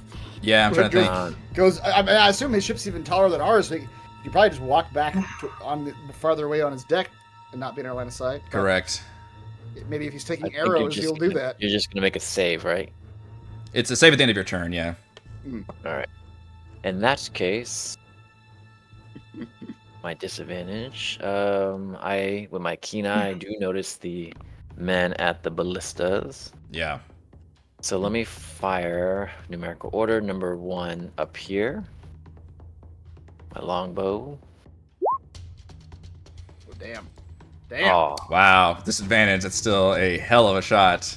Yeah. 22. All right. Sorry. Which one are you attacking? Number 1. 5. And then cheese will give it extra lightning boost. Whoops, wrong button. You'll bite Where that is- arrow. That was the wrong button. It was this one. 3 extra lightning.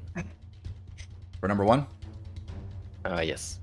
Okay. That little bit of extra lightning damage attached to the arrow actually stucks in him, and just he starts jerking around and actually falls down dead. Nice. Wow. All right, excellent.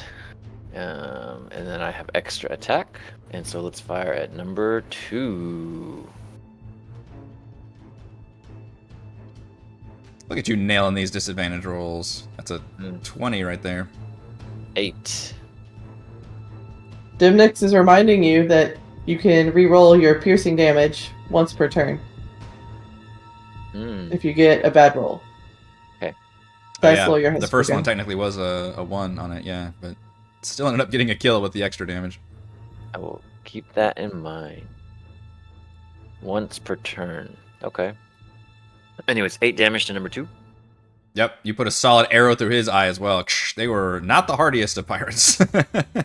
All accomplished. Yeah, immediately when they come up wrong side, they all have their weapons, and before any of them can act, just like 2 of them drop dead. Yeah. I command Cheese to jump. He has a strength score of 16, so he can make it across, assuming this is accurate. I'll say it's pretty accurate. Yeah, All right. strength score of There he is. 16. God damn that! Fucking cheese is swole. And guess what he's gonna do?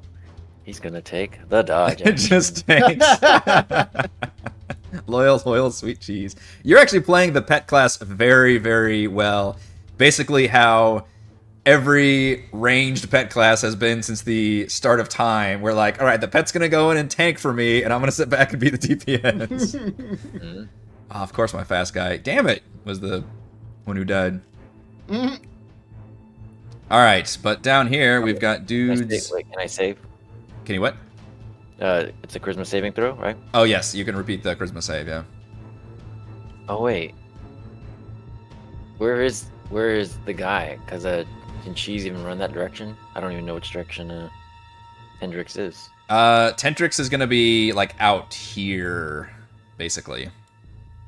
To Well, you're the doing that, but I don't know what you're pointing at. oh, sorry, the west of the ship, the other direction of this ship, basically. Oh, okay, good.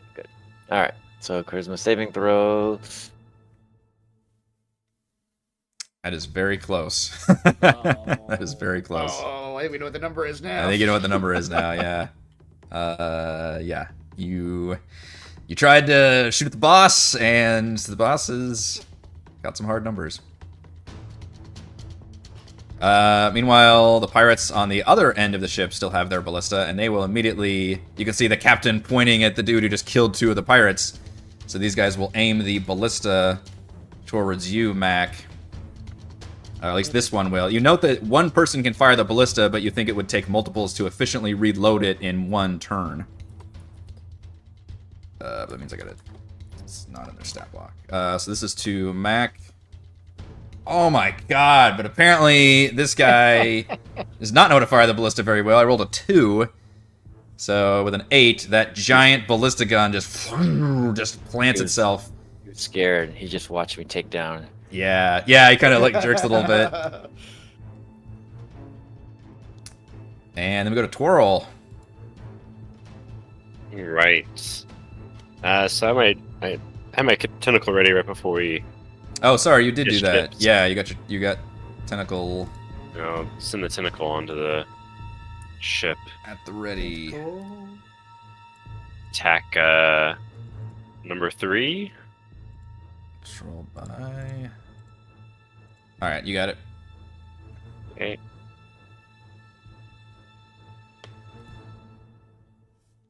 There we go.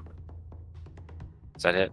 Tentacle 25 is almost a nat 20 on the Yeah.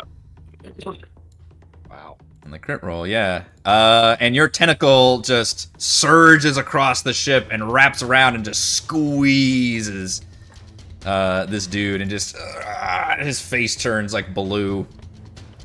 Nice. Alright, and he's slowed by 10 feet. Oh, he's dead. Yeah, Okay. he is slowed by more than that, I'm afraid. He is slowed by death itself. He is slowed by 30 feet, I would say. Alright, I'm gonna attack number 7. I got the very southern end of the ship. We know ships. We will never learn. The southern end of We the ship. refuse. The trunk boat of the butt. ship, the boot, if you will. It's the boat butt. The boat butt of the ship. God, I'm hoping by the end of this we'll know at least a few nautical terms, but No, we'll I'm actually stubbornly increasingly never. not very confident that we will learn anything. The shirt's a lie. Not don't at know this anything rate, we're calling it the boat butt, and you know, as a group that enjoys looking stuff up, we don't even care. Yeah, for I some reason we swear won't look this up. I know I have looked this up sometime, but it comes time for game time, I got nothing. Yep. I'll cast Eldritch Blast on that one. Yes, you will. 21. Look at all these attack rolls have been fucking dynamite. Yeah. And push him back 10 feet. You know, I was gonna say this guy survived, and he does, but yes, because you're Eldritch Blast, he's up on the very end of the ship, and he is knocked 10 feet back, so it's very satisfying when you just unload this force beam into him, and he just gets propelled back into the water. Bye. Wilhelm scream. And I have another Eldritch Blast I can do. I'll do it to his partner. Just Right there. Clear the deck. Clear it out. Fuck! 17, yeah. That hits, I guess. Sure does. Fuck. No, Eldritch Blast also knocks him 10 feet back. Yeah. Oh, this is the agonizing blast, which every good clear warlock deck has. like nobody's business. Oh no, you knocked him In so far his number water. stayed on the deck. Did you guys see that? Maybe that's just a bug for me. I do see that. Yes. It's like Looney Tunes style. Just left his His number. number on there. The number was like, "You suck. I'm staying." Yeah. Mhm. All right, that one. Yeah, I couldn't see the number when I was saying his partner, Okay. so Yeah, things are a little buggy, and my whole initiative track. You'll be able to see it if you watch the video, but it's got like it's acting like it's not dark mode basically, which is weird. Which means I have white text on white background. It's the worst of both worlds. Oh no, that is the worst. It's not good. I can That's terrible. I can kind of see the number. I guess they're like gray text on white background, but it's still not great. All right, one of the pirates will have to attack the Drake in his face. But at disadvantage because he took the dodge action and no longer has pack tactics because his buddy got tentacled. Mace to cheese. Miss. Oh, fuck. 15 is a miss. And a 10 is a miss. Yikes. Miss. Alright, well, his buddy will come up, and now they have pack tactics, so now just regular instead of advantage. Trying to end this Drake 20. That does hit. 6 bludgeoning damage. And 21, this damn. one. Yeah, it's not having any... Oh, for 3 damage. Uh, 9 total damage to poor Cheese, who's currently taking some blows. Then we've got what looks like the captain, who calls out to all of you and says, "You got some brass balls on you, but now, Captain Rank Stormgale and the Breaking Dusk will end whatever stupid idea you had here." I don't have brass balls, but I got some ball bearings. No, not the ball bearings. And he starts... Actually, he is going to... Yeah, he's going to run over here and use his action to load and ready the ballista. Because both of his ballista guys got pushed off the boat back there. And then he is going to move a little bit away from the edge. So he's not all right next to the edge necessarily. Sabra. That's me. Well, I was gonna get Gottwald over there, but he's too big to do what I was gonna do. Too big now. So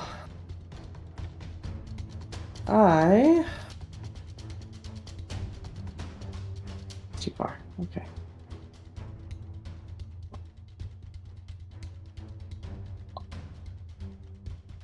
Oh, there's too many things. There's a lot of things. Shit full of There buttons. are a lot of things. Alright, well. I'm just gonna cast Shatter again. Yeah, that seems like a good plan. 10-foot radius sphere, so 20-foot diameter. And I'm gonna cast it right in the middle of all 4 of these bad boys are here. 20-foot diameter sphere, but I'm gonna cast it far enough back that I don't hit Cheese. Very carefully aim it. Not the You don't- cheese. So you don't shatter Not the cheese. It's gonna be to the right and then up a little bit, but not too far up. And we're actually gonna cast it at a 3rd level. Like that. Yeah. Just like So I hit all 4 of them. Okay.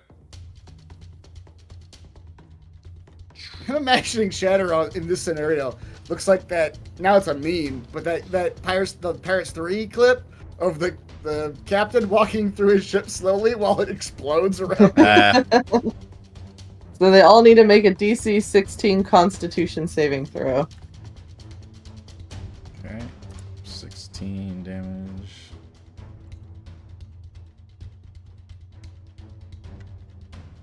Damn it, why did my save macro stop working at some point? I don't like that. I don't know. Yeah. And this catapult is in the damage aura as well too, so it will take the full damage. And the catapult will be broken. Says that with such authority. I have to believe her. It is. alright. It says a non-magical object that isn't being worn or carried also takes the damage if it's in the spell's aura. It's a non-magical object that's not being worn or carried, so therefore it takes the full damage. All of that is true, but you don't know how many hit points it has. I'm just saying it takes the damage. Also, these concepts it. are ridiculous. What? That is one. Yeah. And just then rolled this 16, guy. 17. Yeah. Oh, the big guy The big guy kind of didn't shits do the it. bed. Yeah. So he It takes a works for me. full 16. 3 takes a full 16. These 2 guys up here take the 8. And a loud cracking sound. Although, honestly, not that loud because there's just chaos going on all around you. But yes, it also... You see a giant crack go in the middle of the mast, too. like do a solid damage there. And yes, part of the catapult definitely gets broken enough to where it looks like it would not be very well usable. Alright, so then I have my charisma thing. The catapult is dead. Nah, I'm still Tentrix is You're still a little shaken from that. scary. Yeah. yeah. You just he's a little don't look scary. that way. You're okay. Let's see. I already put a hole in his ship. He's screwed right now. Yeah, that ship did take a mighty blow, and it looks like it is not wanting to stick around after that. We've got a pirate down here who will aim. Let's see. You and Mac have both, and Toro. God, all of you have been doing things. Let's just leave it up to Token Fate then, because Chaos determines it could be anybody. Toro is going to attempt to be shot with a crossbow, but not bloody likely. That goes way out into the water. That one is dead. I would hate to be ejected over the side of a ship. That one is in the water. Yeah, it would be bad. This guy will... feeling like... he does not like taking that thunderous blast whatsoever. He will run and jump and get right in your face. Like, do a cool, like, slow-mo, like, "Rah!" and come down with his mace on you, Savra. Why is he jumping so slowly? You just see it, like... Everybody else is normal. Missing terribly, and then tries again. He's and still got the ringing in his still ear. misses terribly. Wow. It is. His ears are ringing, and his jump was a little bit off, and I tried to make it cool, but the dice determined that was actually not a cool move. The jump Yep. looked cool. It The sure jump looked pretty cool. did. His mom told him he was cool. Yeah. And this giant half ogre will also jump to the ship. By the way, you've got some other crew here. Oh, damn. I'm kind of abstracting them as dealing with things on the ship as well as dealing with other enemies as well. Because this crew would have a lot more crew than what you're dealing with as well. So I just don't want to deal with all those tokens and things. But effectively, that's a reminder that you technically do have these allies with you on the ship, but they're all like engaged with their own enemies or things. But if you needed to instruct them in different ways, you could, technically. Sabra's also going to get this guy. Great. She's only got, but he's got a giant battle axe he will attempt to swing in you. There we Yikes. go. Yikes. Um, Actually, Actually, how far away is this guy? He's 30 feet away from me. He's 25 feet away from me. What happens at ties? The the attacker hits. person doing the thing wins the tie. Yeah. So attacker wins yeah, against well. armor. Actually, right in front of this giant, what did you say it was an ogre? He looks ogre-ish, but not as Okay. big of an ogre. As Savra is about to eat that axe, the cloudy blue portal opens in front of his axe and appears right behind his body and cleaves. He can into attack the pirate himself? behind. Oh, the no, other guy, no, he okay. can't. The guy right behind him. Oh, okay. No, the portal He can attack gun. himself. Let me reread this.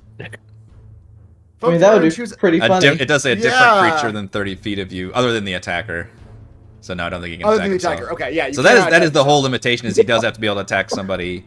within 30 feet. Yes. Yeah. Oh, it's only within 30 feet. Jeez, that's such a good ability. So, yeah. All right, that's so shitty. That guy takes 10 damage. Oh, as that axe comes cleaving into him, you can see that both of them are very startled about this situation. They did not expect you, of all the people, to be able to open up a portal. Mm-hmm. I mean, do they really know it was Grotwald at this point? Because they're looking at me. Probably not. Yeah, it's probably just true. like a- It probably like a is. portal Yeah, portal that they think you did something, being the wizardy one. This bandit guy will come up to Cheese and attempt to attack.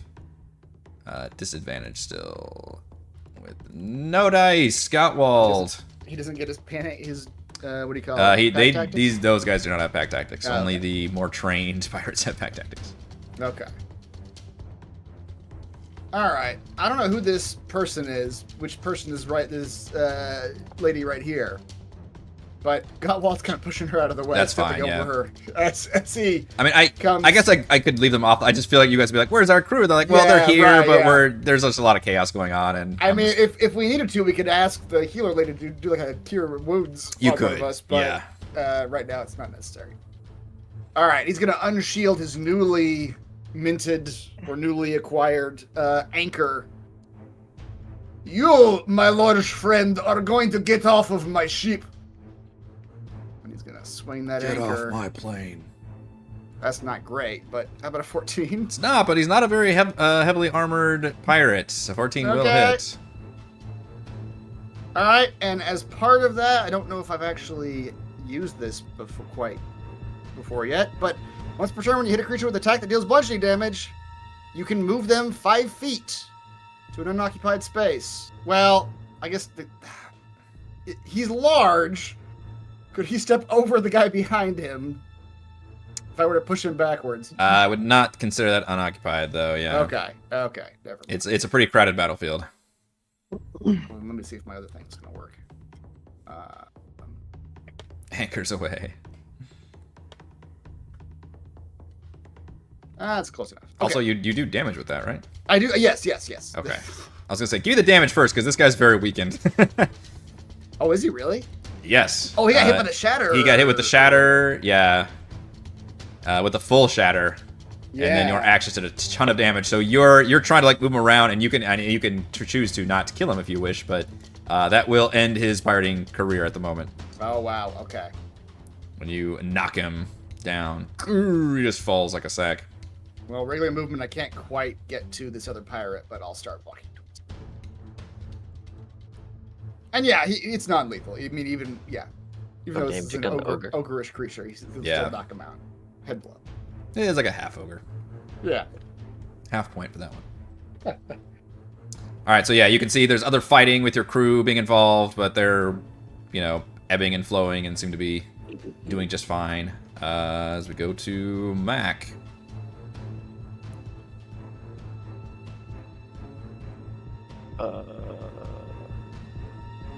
He's going to aim at number 2 right here. And says, "You do not attack my companion." Jesus, off limits. 16. Yes. None of these guys are particularly heavily armored. Pirates are not known for wearing lots of armor.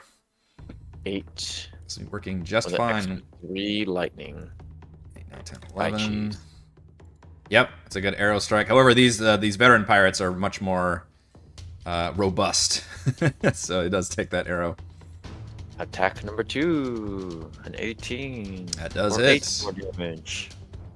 I respect that Mac has turned off the sharpshooter, though, with the disadvantage. The fright, I can feel Yeah. its reticence while the fright. Because as soon as if you had that on, then you'd be missing all your hits left and right. But now Right. that you've got it off, you're of course hitting them all. Yeah. Yeah. He's still up, but he looks very heavily wounded now. Multiple arrows. I'd like to try to save again. Okay. Against the fear. Alright. You do. You Nice. shake it off. Here we go. Even though you've hit with all of your attacks so far. It's true too. Yeah. Maybe I do better when I'm feared. I work well under pressure. Those two guys are in the water, so they're effectively out of the combat. Toral. Effectively. My tentacle will move up and attack number 4. You should have. There you go. For... Oh, I don't remember. Is that hit? Yeah. Oh yeah, 14 does. Yeah. Too cold. Brr. That is not going to be a killing blow, but definitely slowed him down a little bit. All right. I'll shoot a Eldritch Blast at number 3.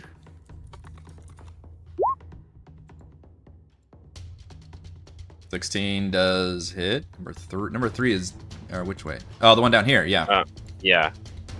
And knock him off the ship. Fuck. Bye. You think they wouldn't be near the ship anymore? Yeah. Only 2 damage, but he gets knocked off into the water. Fuck. That's so effective. And who's the guy at the bottom next to the number 6? The guy at the bottom next to number 6. This dude? Yeah. That looks like the captain. Yeah, he just loaded up the ballista. Alright, I'll shoot him with my other blast. Okay. God, 19. Nice. Nailing these hits Knock him off the ship. Wow. with a 9. I'm going to let him hang on to the edge right here because he specifically knew that was coming. Alright. Or actually, this Fair is enough. stairs up, so Seen he it happen. probably gets knocked into the upper end here because that's actually a raised platform. The problem is the other 2 guys were on that raised platform, and he made sure to get down from that raised platform before the attack came.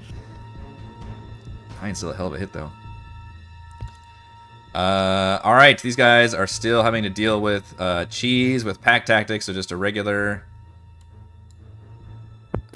multi-attack hit on cheese. 11's not gonna do it. 14, I don't think does it either. Fuck. Yeah, 17 AC. Yeah. And the other guy right next to him will attempt the same thing. One of those 4 attacks hits for 3 bludgeoning damage. Oh, this guy consistently is hitting cheese. Yeah. You can see He is knack, consistently hitting cheese. That's true. anger seething. Force number 2. All right, the captain finally, shakes off that terrible blast, and he will aim the ballista all the way down to you, Toril, in a rage, and attempt to fire it since he loaded it last turn. What is it? Make sure I get this right. That's 6. Yep. With a dirty 20 attack roll. Not gonna hit. Fuck No. you. No. No. Not good enough. Wow. Damn. Wow. It's just like Matrixes the fucking thing. Like, Yeah. Exactly. Or like bends his hips to the side without moving the rest of his body. It's a very Looney Tunes. Yeah. Just- We all look over. Toral's flossing. yeah. Even his Yeah, jaw drops. exactly. He had you like Just- dead to rights. It's like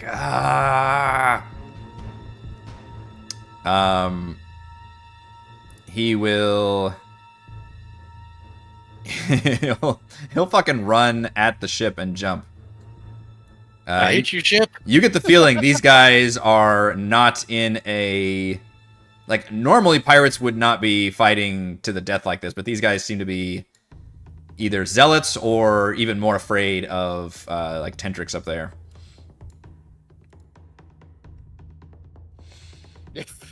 Tanner's just watching, just judging their performance. It's not going well. Savra. Well, I was worried for half a second, thinking I was gonna have to get out of there, but thank you, gents, for saving my life. Yeah. Let's see here. Those guys up there with cheese. Got the captain man down here. Captain Man.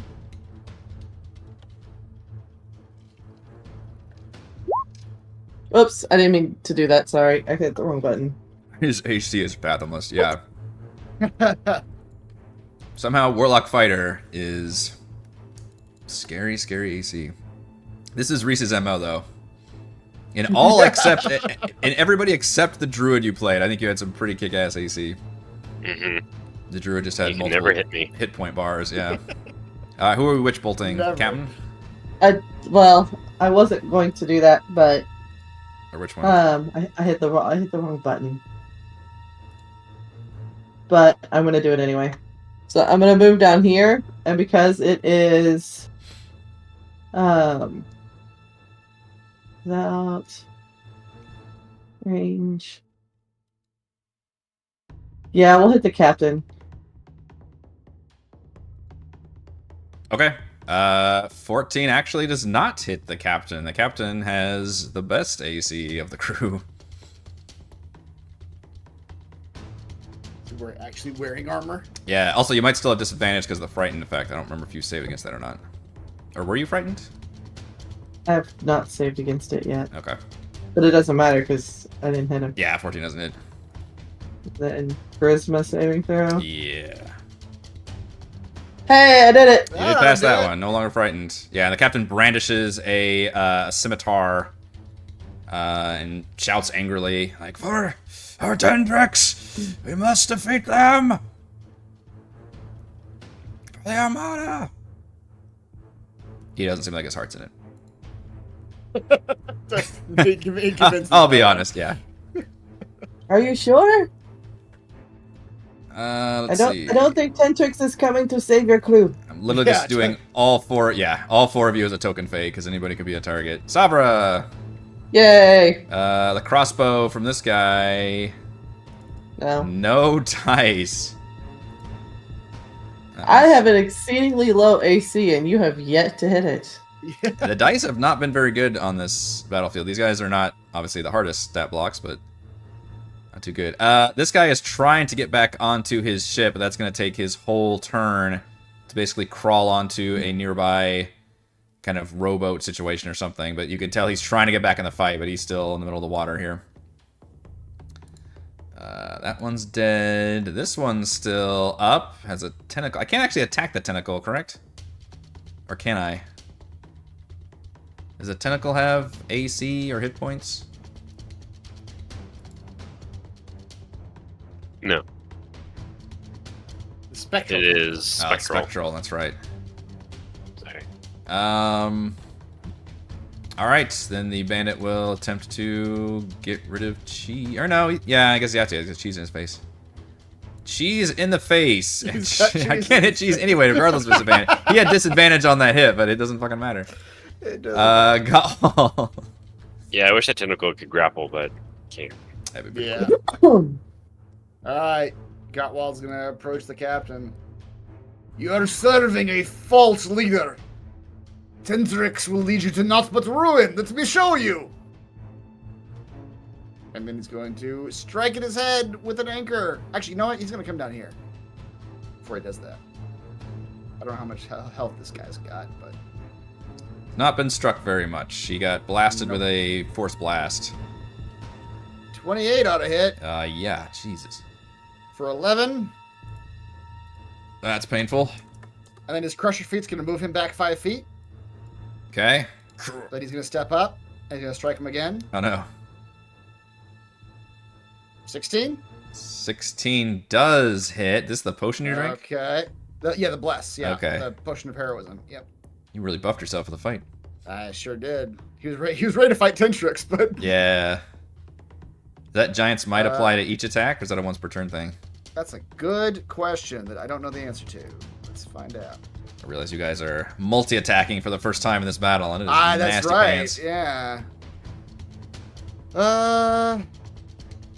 Once on each of your turns. Okay, so just 9. Okay. However, It's like as a hunter's bonus mark. action after that attack,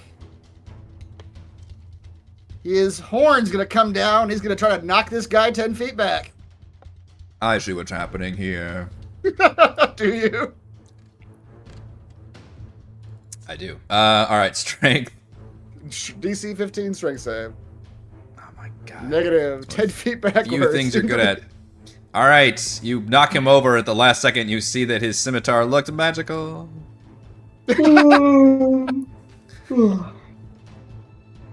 Sorry, yawns. we can fish out of the water later. It's fine. Sure. That's my turn. Alright, Mac. Finally, he's shaken off the fear. He looks at number 2. He does a split action across his throat. Somehow, as he pulls his bow back. I don't know how he does it, but Yeah. he He gets fires. the notion across.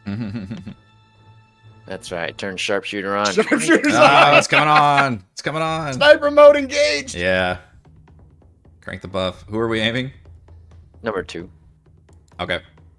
I know he didn't need that much damage, but Oh man, he got annihilated. Just that arrow It's the theme of the night, so he also gets pushed like 15 feet back, and that arrow hits him with a huge force. Just, or maybe he's like pinned to the mast right here. Yep. Yeah.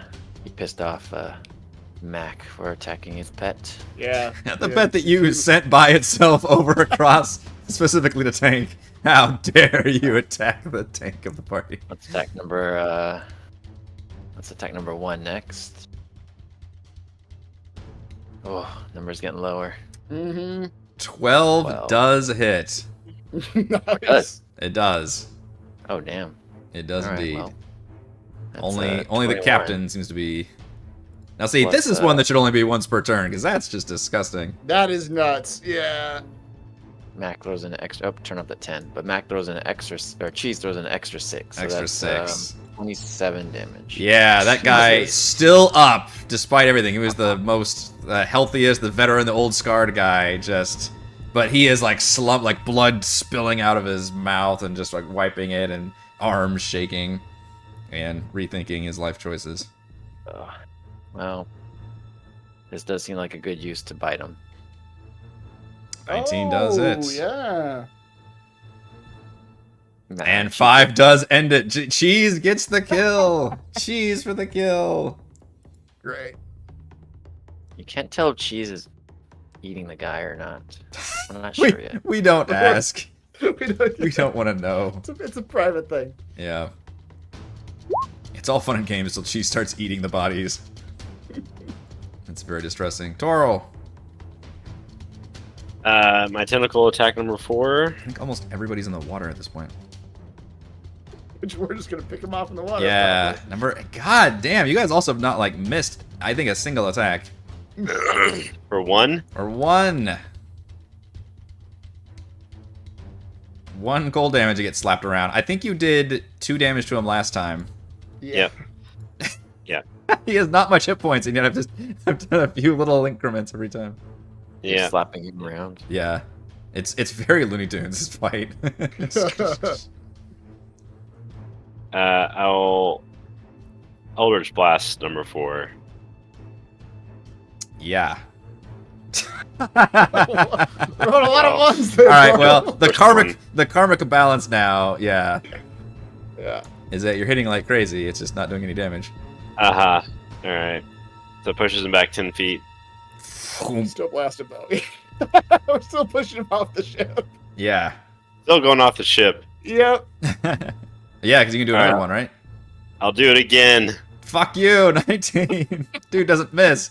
All right, he had 7 hit points left, but for funsies, his dead body also goes flying into the sea. Ragdolls off the side of the ship. Ragdolls off the ship, just. Oh my Just goodness. chipping away. Yep.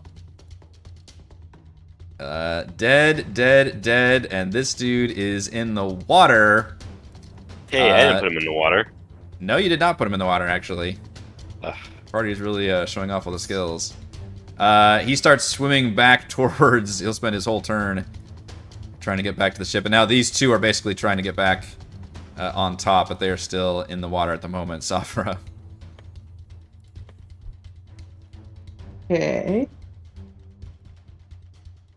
Well.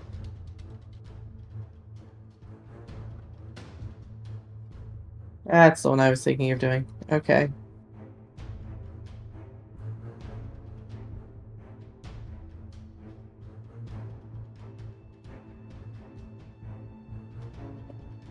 DM gets nervous when the ruler starts coming out.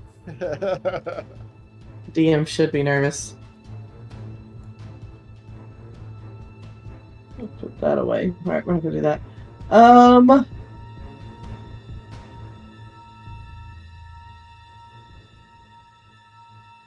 Let's just we'll cast a chromatic orb at the dudes in the water.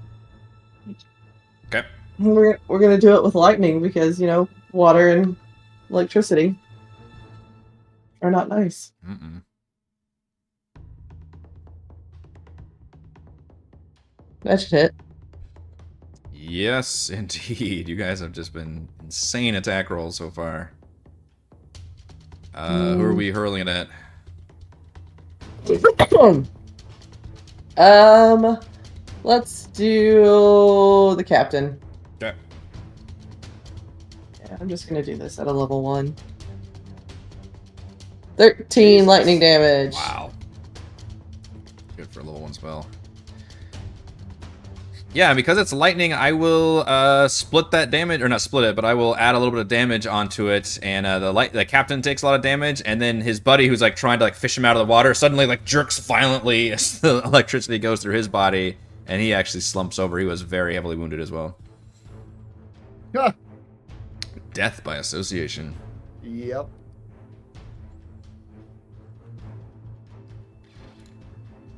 All right, we've got one other bandit. He's gonna run over and attempt to load this crossbow as a turn, and then look up and realize there's nobody else around.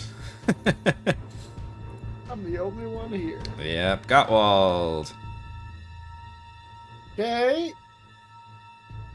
5, 10, 15, 20, 25, 30. He'll just hop between those ships. Hey, look at that crossbow guy. Like, you should have surrendered, my friend. He's gonna take the dash action to dash up to this guy, Oh man. and he can as a bonus action hammering horns him into the water. Oh man. It's like you guys So, are built DC for this fight. DC 15, or he gets pushed back 10 feet. Along with his two other of his buddies. Wait, is hammering horns right? This says immediately have to hit a creature with a melee attack as part of the attack action on your turn. There's a different thing. There's a what is it? It's a char. Is it a charge thing? It's a charge. Yeah. I just pasted the actual. Let me find it. Goring rush. There it is. Wait, no, that's not it. Immediately after you take the dash action on your turn. Right. Yeah, I did the. And You then did dash, and then move at least So 20 I got it feet. mixed up. It's actually an attack. It's not. You make it's a not the melee push. attack with your horns as a bonus action. Yeah. Okay, never mind. I'm not doing that. I'm just attacking him. Okay. Dash, then bonus horn attack. Okay, yep. Well, instead, have some horns. Good lord. 11 These attack damage. rolls. Yeah. Not actually a killing blow, but knocks him to the ground pretty mightily. All right. It's funny, they would have killed like all the other pirates, but I guess he had the most hit points. Mac. One pirate, yeah. Yeah. Mac asks Gottwald, Gottwald, do you want to interrogate this captain? We should keep him alive, yes. I want to shoot him in the hand. Okay. I'll make you attack with disadvantage to do a targeted hit. Because arrows normally are killing blows, so you have to very carefully shoot him where it's not going to kill him. 14? Will not hit him at all, actually. I want to use my inspiration. Okay. Can I just roll it again, or just one normal roll? Roll one normal roll, yeah. 17. That will hit. Into the hand. Into the hand. Hopefully it doesn't kill him. He bleeds out from his hand. It does not kill him. He's actually not even unconscious yet, but he's like stuck. You probably like pinned him to the ship side or something as he's trying I want to to shoot his other hand. Oh my god. Stigmata. Here's how you unintentionally kill him. You pin both his hands to the boat, and he can't swim anymore, and his head goes under the water. Hopefully he's I don't know a little bit high enough. I don't know how A little high. high Yeah, I enough? think he was trying to get a little bit higher. I think he was higher than climbing up the ship. Yeah. Okay. Where he, That's well, I guess fine. they can't really climb the ship, but there was like a boat or something there they were trying to like climb up into, and Okay. But yeah, you've got him Anyway. like pinned to that little robot Pins thing. his other hand to the boat. Well, another disadvantage to do another targeted strike here. Oh shoot, you're right. Forgot about that. All right, there you go. There you go, 22. Yeah. Yeah. All right, you effectively you pin both his hands, and he is knocked unconscious from the blood loss. Oh, damn. All right. I mean, essentially just telling you he's at 0 hit points. We'll wait, retreat Jesus. away. Oh, number 5 still alive, huh? Yeah, it's the last Technically. one. I think he's the last. There's one. some more in the water, but you There's haven't people in the water, you but haven't they're- really seen them either. Like they've kind of gone under. Yeah. The waters are pretty choppy. Let's see. Cheese has a speed of 40, so he will go here. And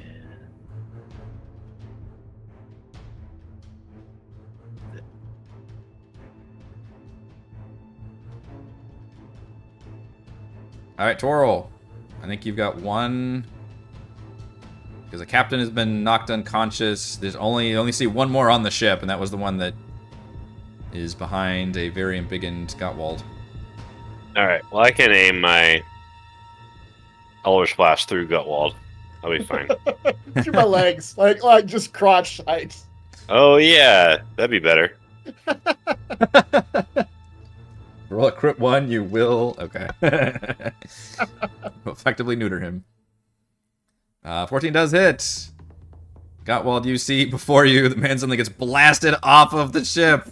Bye. Or actually, his body ragdolls off the ship because he rolled a fucking Okay. 9 on the damage. Head explodes right in front of you. Yeah. Great. oh, like, did that come from me? He looked down at his crotch. Yeah, right. Yeah. Next time from scratch. Crotch power.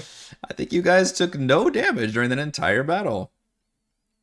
That was Very a little. Nobody shellacking. took. I mean, Cheese took some damage. Yeah, don't discount the But I don't think cheese. we did at all. Yeah. Cheese Yeah, doesn't count. it was a pretty good ass kicking.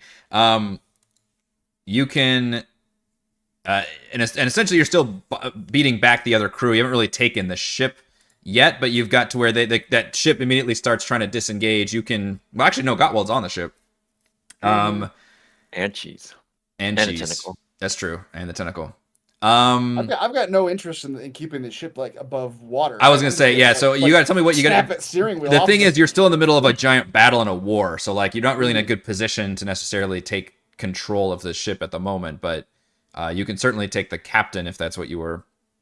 We'll take the wanting to grab. captain. Gottwald will do is he'll walk up and he'll just literally like wrench the steering wheel off of the just Okay. snap it off the thing, like, so they can't go The use ballistas it. too.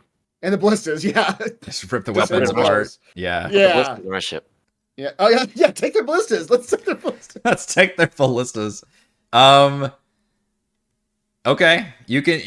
You wouldn't be able to necessarily just literally pick one up and put it down because you have to wrench it off, and it would take like some repairers. But you think that would give you a Sure. pretty big discount on giving you new ballistas because you've got the raw materials there. Yeah. But yeah, that's a pretty fun reward.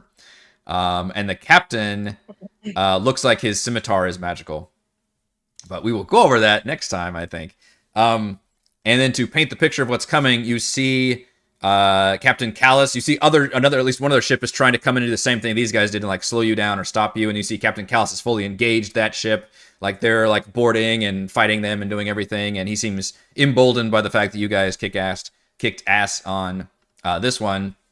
You see that Tentrix. Oh, sorry. Go ahead. Yeah, you see Tentrix has has furthered the distance between you two during this fight, and now other ships are still trying to rain down the attacks. But then you can see further, and the storm cloud is no longer there.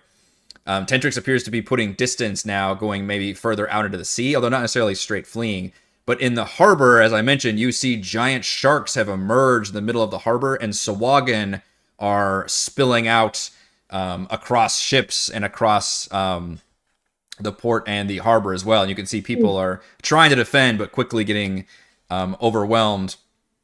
And then when you guys, assuming you guys make your way into towards the harbor area, you see I suppose we ought to help the innocent people not get killed by sharkmen. yeah. Yeah. You can tell that Neverwinter might have been able to defend in time against this pirate attack, but clearly like their defenses have been thwarted by like this additional attack that appeared with all the Sawagan. And then as you approach where the Sawagan are attacking people, you can see a massive creature the size of a whale emerges kind of in the inner part of the harbor near where the river spills out into the water, and its bulbous River whale. body has been mutated beyond recognition, similar to how the people have been mutated. It's got bulging eyes, elongated teeth, and large thrashing tentacles, and it like heaves itself onto the side of the streets of the harbor and opens its mouth and spills out like just dozens of those mutant fish people that you all had fought before. So now you're beginning to see great. the army, and it looks like the blockade was just to merely kind of provide a covering fire for the vanguard of the force. And that is what you all get to contend with next session, I believe. But making some good progress. You made it through the harbor. Nice. Yeah. Shut MVPC, we people. actually have a tie currently between Mac and Cheese and Twirl.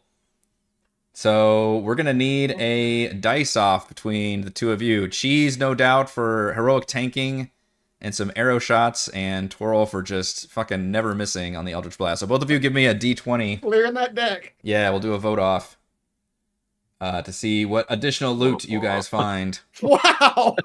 Look at these rolls. Now you fucking miss. So, yeah, like, but so, where like, where after were the fight's these over, where were man. these rolls before? Holy shit. Never mind an attack roll this whole session. Yep. I'm retired.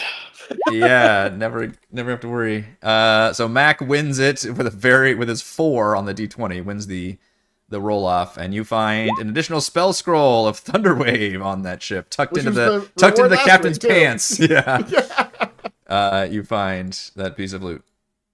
All right, that is going to do it for this week's session of Call from the Deep. Head on over to our live post-session discussion chat from the Deep after our show tonight. Thank you to Chris, Heather, Raymond, and Reese for playing. Thank you to all the wonderful fans for watching, and the patrons for supporting the show. Shout out to Platinum patrons Joe, Will, Thomas, Stan, Brandon, Genocider, Eclectic, Roleplayer Roll, Christopher, Corey, Big Nut, John F, John L, Scott, Eric, Tyler, Nathan, Camp Crystal, Counselor, Andrew, Daryl, the Reldrin, Captain Woody 79, Stephanie, Andy, Patrick, Jason, Ismail, Amit, and Lumpy Spuds. And gold patrons, RPG Papercrafts, Pretty Boy, and Yuma, Diddlizard Lounge, Sam, Jerome, Nathan, Fast Like a Tortoise, Scott, Rufus, Carolyn, Jerry, Thomas, and Glenn. Thank you all very much for support. We're live streaming our D&D adventures every week. We will see you next time. Bye. Bye.